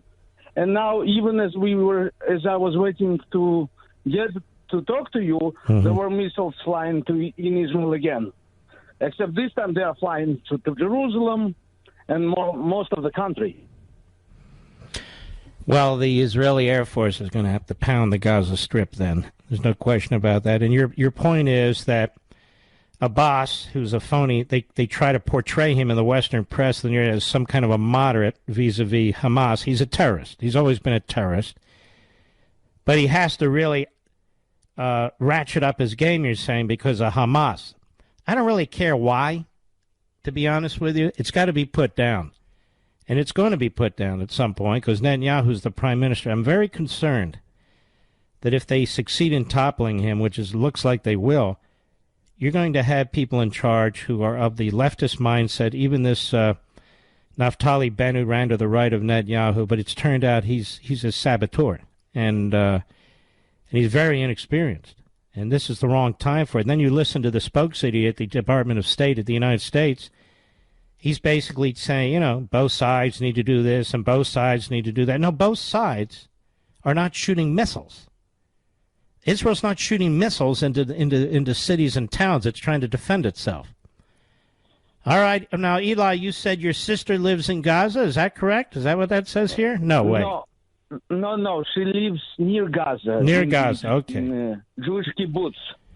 Oh, yeah. And she says to me that it's a deja vu all over again. Mm-hmm. I have one more point I want to say. And by the way, for my audience, the New York Times will be taking up the side of the terrorists. It's just a matter of time, as will CNN and Jake Tapper. So that will be happening literally in moments. All right, Eli, one more shot. Go ahead. Yeah. One more thing. I pre-ordered your book, and I'm waiting for your book on Israel. Well, you're going to be waiting a while since I'm not writing one. Certainly not now. But thank you, Eli. You take care of yourself. Okay.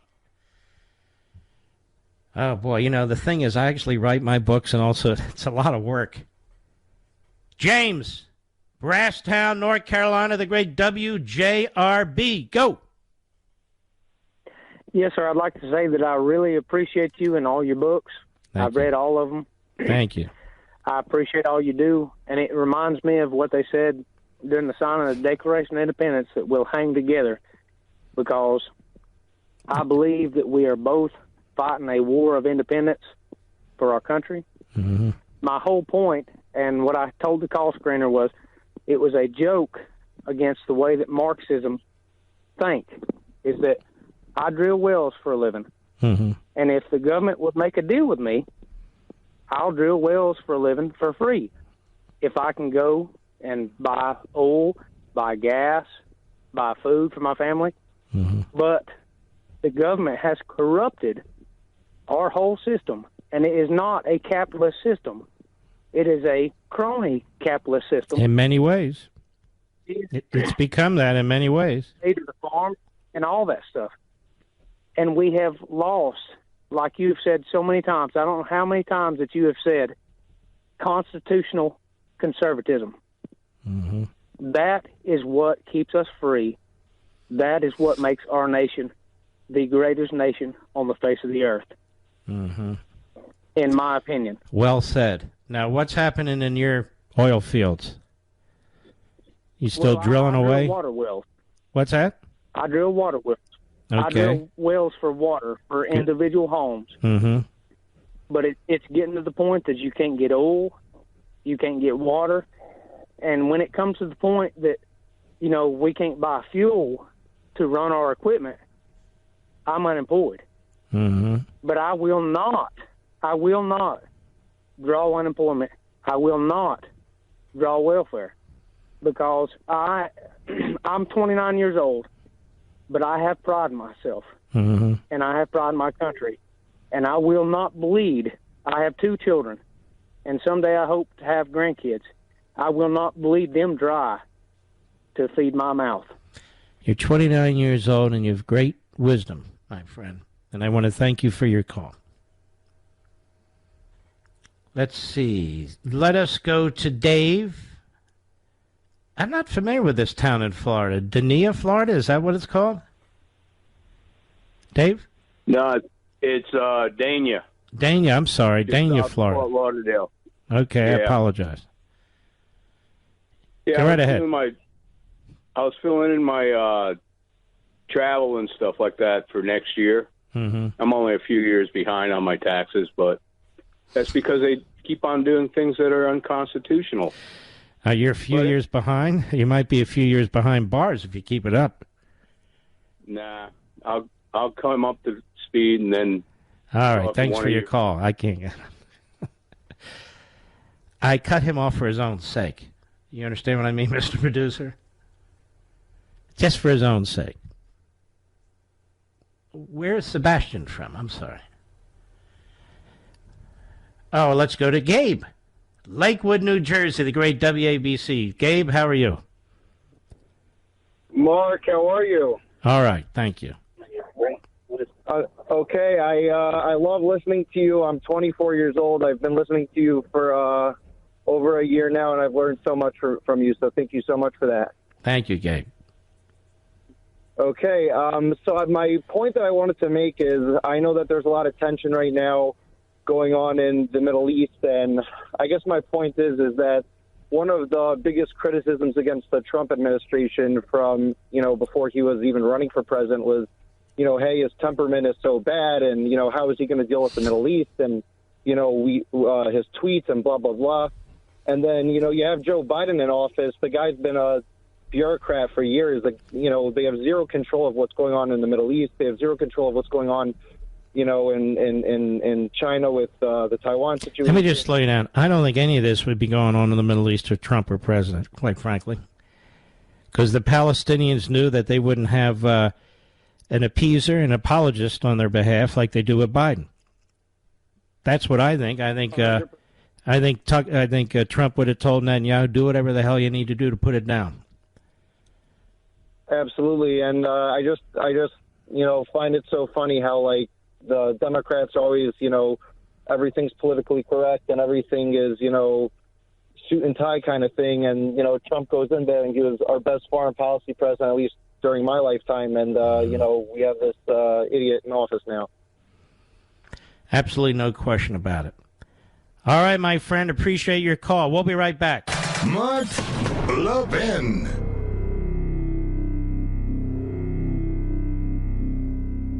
AMAC, the Association of Mature American Citizens, is one of the fastest growing organizations in America. Now over 2 million conservative members strong, and I'm one of them. AMAC believes in and stands up for the values that we constitutional conservatives care about. More than talk, AMAC fights. A full-time presence in Washington, AMAC pushes back against reckless spending, disasters like Medicare for All, and the expanding reach of the federal government. And beyond advocacy, joining AMAC gives you access to a wealth of benefits and discounts, including special member-only rates on car insurance, travel discounts, cell phone plans, and a hell of a lot more. And if that's not enough, you'll get AMAC's bi-monthly magazine, full of insightful articles on issues that matter to most of us, we conservatives. As I said, I'm an AMAC member, and you should be too. Join today at amac.us. That's AMAC.us.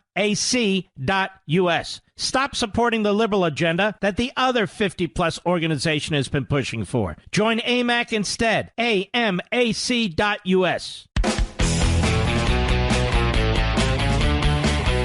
My friend Joe Pollack over at Breitbart writes me, he says, 4 years of peace under Trump in the Middle East. And now this, violence, terrorism, possible war breaking out, 100 days under Biden. And he's exactly right, ladies and gentlemen. He's exactly right. The terrorists, the communists, the fascists, now they think their time is to move. And you know what? Listening to the spokesman at the State Department today and the other clowns, this national security advisor is really a Israel hater. Let me put it that way. This is, of course, provocative.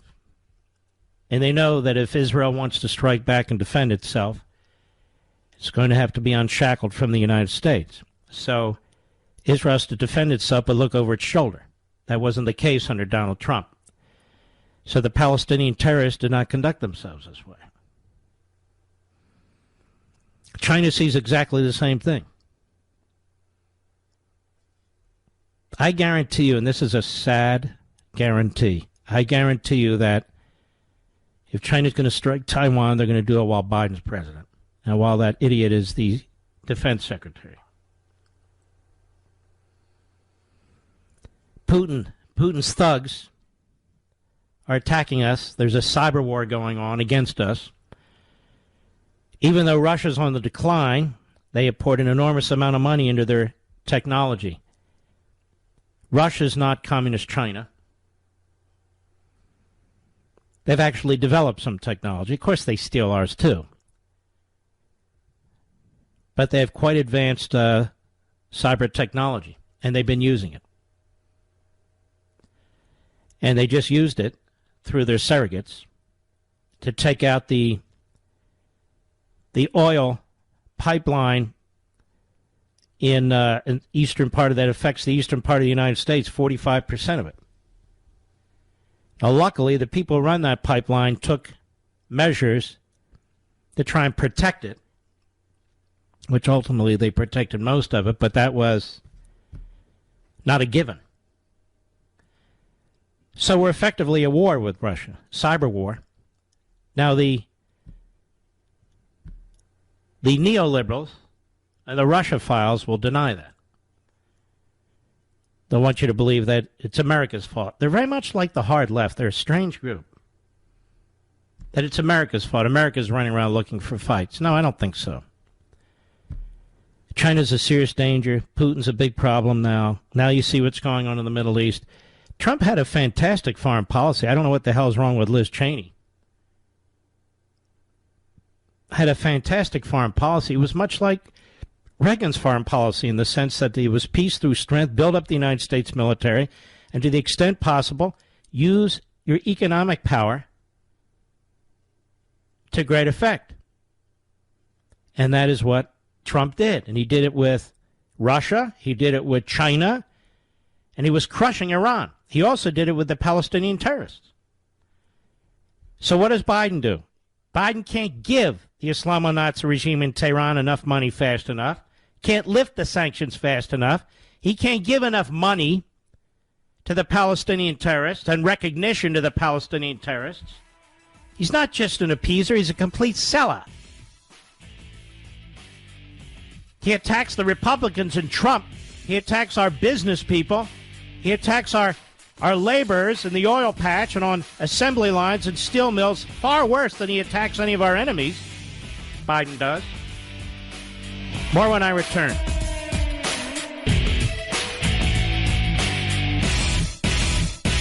AMAC, the Association of Mature American Citizens, is one of the fastest growing organizations in America. Now over 2 million conservative members strong, and I'm one of them. AMAC believes in and stands up for the values that we constitutional conservatives care about. More than talk, AMAC fights. A full-time presence in Washington, AMAC pushes back against reckless spending, disasters like Medicare for All, and the expanding reach of the federal government. And beyond advocacy, joining AMAC gives you access to a wealth of benefits and discounts, including special member-only rates on car insurance, travel discounts, cell phone plans, and a hell of a lot more. And if that's not enough, you'll get AMAC's bi-monthly magazine, full of insightful articles on issues that matter to most of us, we conservatives. As I said, I'm an AMAC member, and you should be too. Join today at amac.us. That's AMAC.us. Stop supporting the liberal agenda that the other 50-plus organization has been pushing for. Join AMAC instead. AMAC.us. Nobody says it better than Mark Levin. I'll go with what Mark Levin said, because nobody could say it better. Call in now at 877-381-3811. There's our man. Don't we miss him now? I think we miss him a lot. All right. Michelle Obama was on CBS this morning today. She's really a wet blanket, isn't she, Mr. Producer? Let's take a check. Cut 18, go. The goal is to let leaders lead, but in certain times people, look to us often, well, what do you think? How do you feel? And we know that while we're all breathing a sigh of relief over the verdict, there's still work to be done. And so we can't sort of say, great, that happened, let's move on. I know that people in the black community don't feel that way because many of us still live in fear as we go to the grocery store or worry about walking our dogs or allowing our children to get a license. I mean, just imagine. Aren't your girls driving? They're driving. Yeah. But every it's incredible.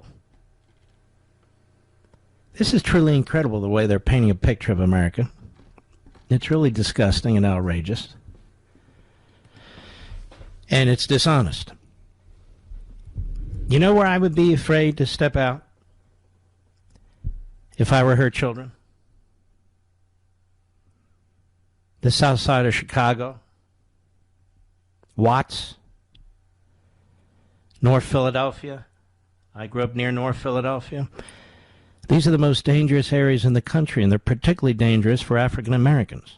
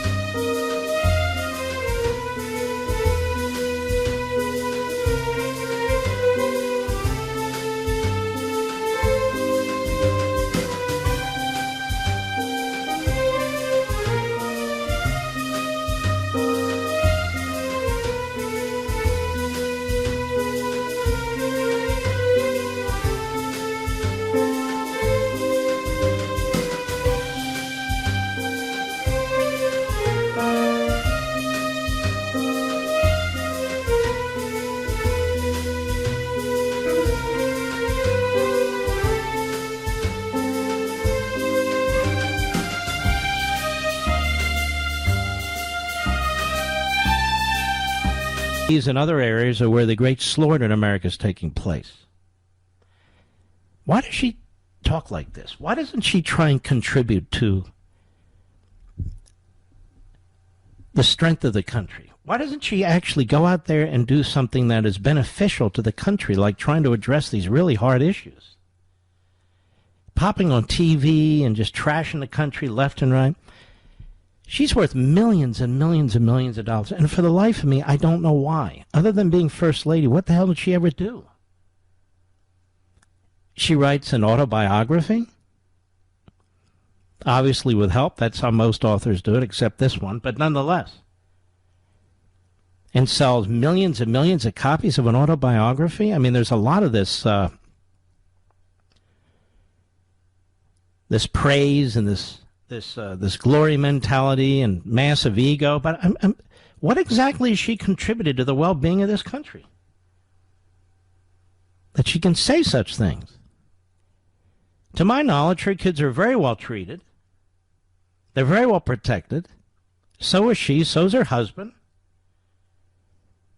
They've gotten more benefits out of this country than 99.9% of the people do.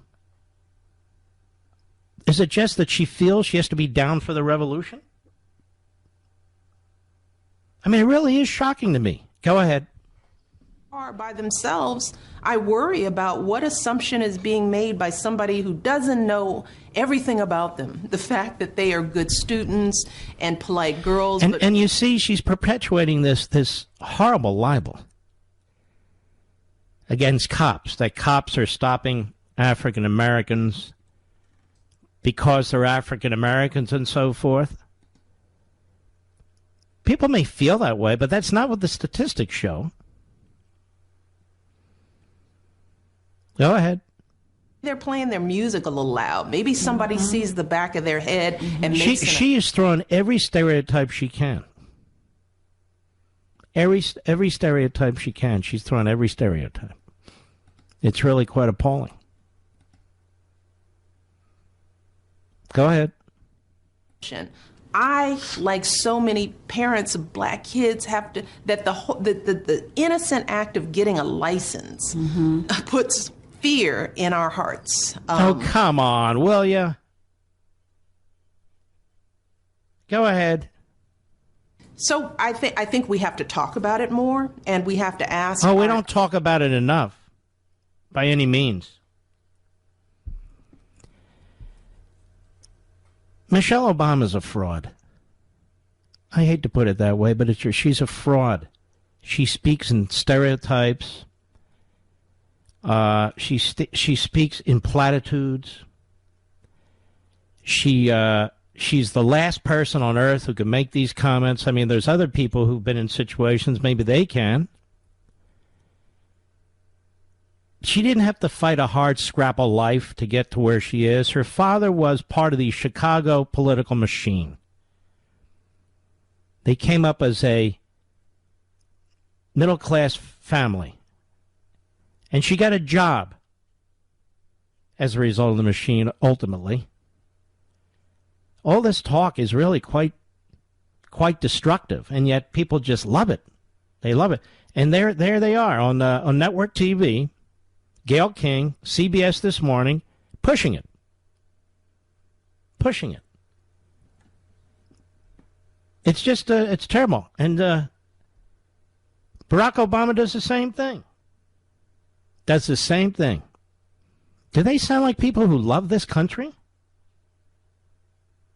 Do they sound like people who love this country? But they should. You know, it's amazing. There's not another country on the face of the earth. Not another country on the face of the earth where they or other people, white, black, or whatever, can succeed to the extent that they have. Not another country on the face of the earth. Period. Period.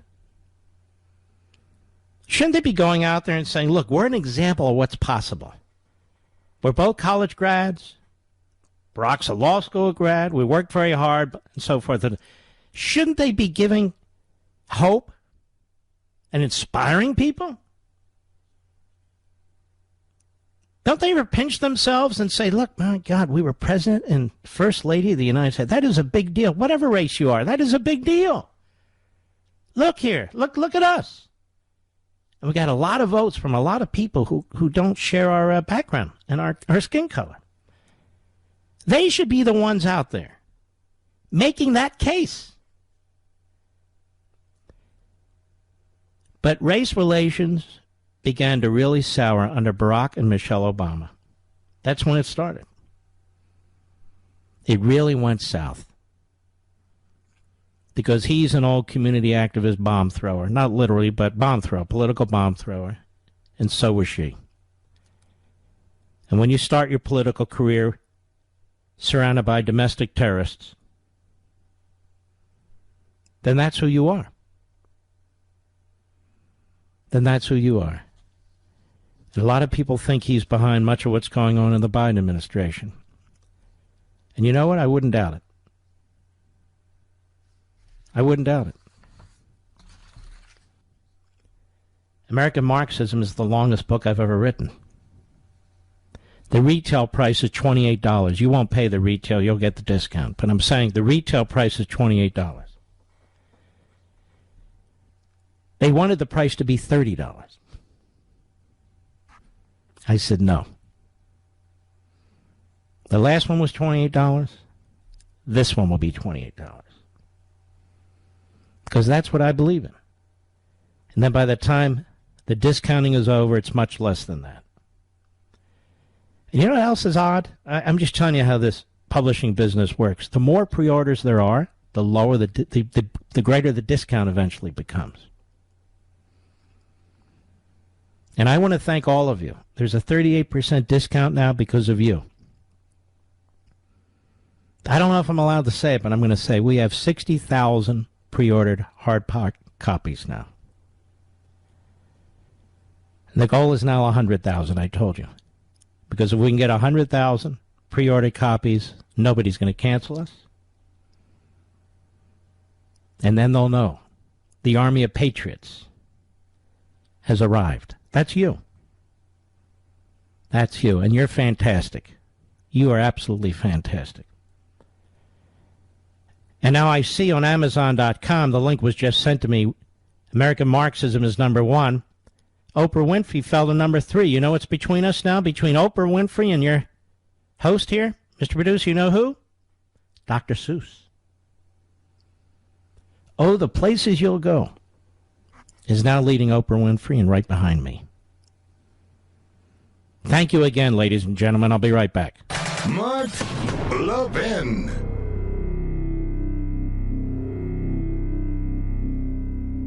AMAC, the Association of Mature American Citizens, is one of the fastest growing organizations in America. Now over 2 million conservative members strong, and I'm one of them. AMAC believes in and stands up for the values that we constitutional conservatives care about. More than talk, AMAC fights. A full-time presence in Washington, AMAC pushes back against reckless spending, disasters like Medicare for All, and the expanding reach of the federal government. And beyond advocacy, joining AMAC gives you access to a wealth of benefits and discounts, including special member-only rates on car insurance, travel discounts, cell phone plans, and a hell of a lot more. And if that's not enough, you'll get AMAC's bi-monthly magazine, full of insightful articles on issues that matter to most of us, we conservatives. As I said, I'm an AMAC member, and you should be too. Join today at amac.us. That's AMAC.us. Stop supporting the liberal agenda that the other 50-plus organization has been pushing for. Join AMAC instead. AMAC.us.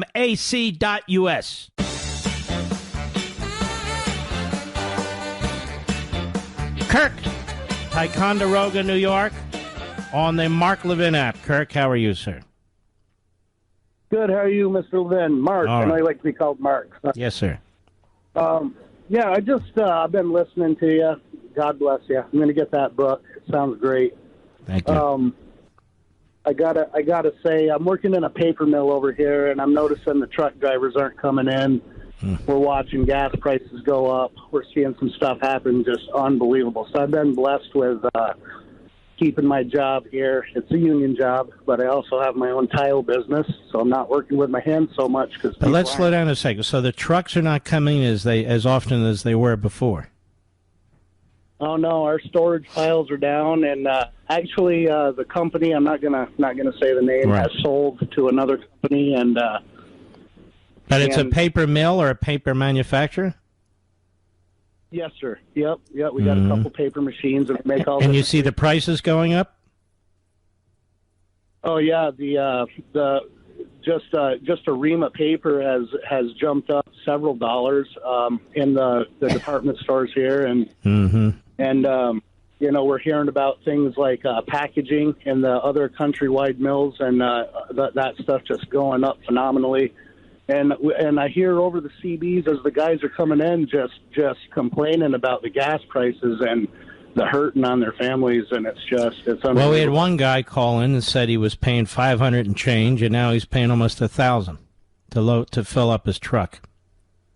Yes, sir. Yeah, that's what these guys are saying, and I can just hear the hurt in their voice and the confusion. And Ticonderoga, New York, what do you know about it, Mark? I know it's named after an Indian tribe. That's about it. What do you have, the Niagara Falls there or something? Oh, that's up north near Canada. But this is where a lot of the revolution was fought. And George Washington and Ethan Allen, one of my heroes. I'm actually a Vermonter, but I moved over here to work. And there's a lot of patriots over here, my friend. I don't see people doubting what you're saying, and I think there's a lot of people who are hurting in this country. It's going to get worse, and not because of the virus. It's man-made. It's the human virus known as Joe Biden and his political party. Kirk, my friend, thank you for all you do. We appreciate it, buddy.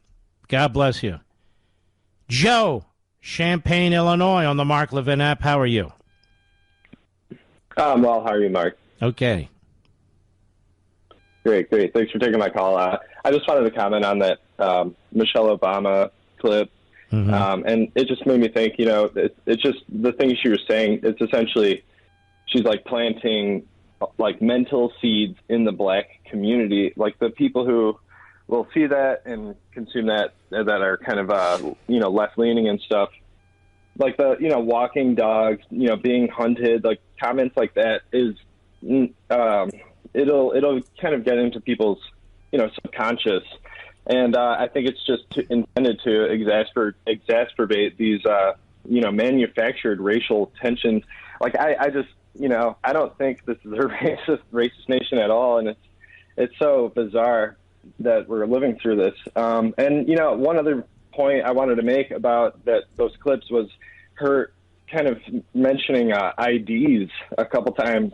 And I have this, feeling it's related to, their Jim Crow propaganda. All right, let me comment on the ID thing. Why is it that they want more and more IDs, and yet they condemn more and more IDs? I mean, it's not conservatives who want more and more IDs. We say just show us your ID so you can vote.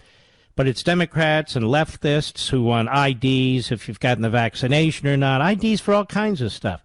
All right, thank you for your call. I don't know that we have enough time to develop it, but Brian, Vienna, Virginia, XM Satellite, go right ahead, sir. How you doing, Mark? Okay. Good. A long time no modulate. So,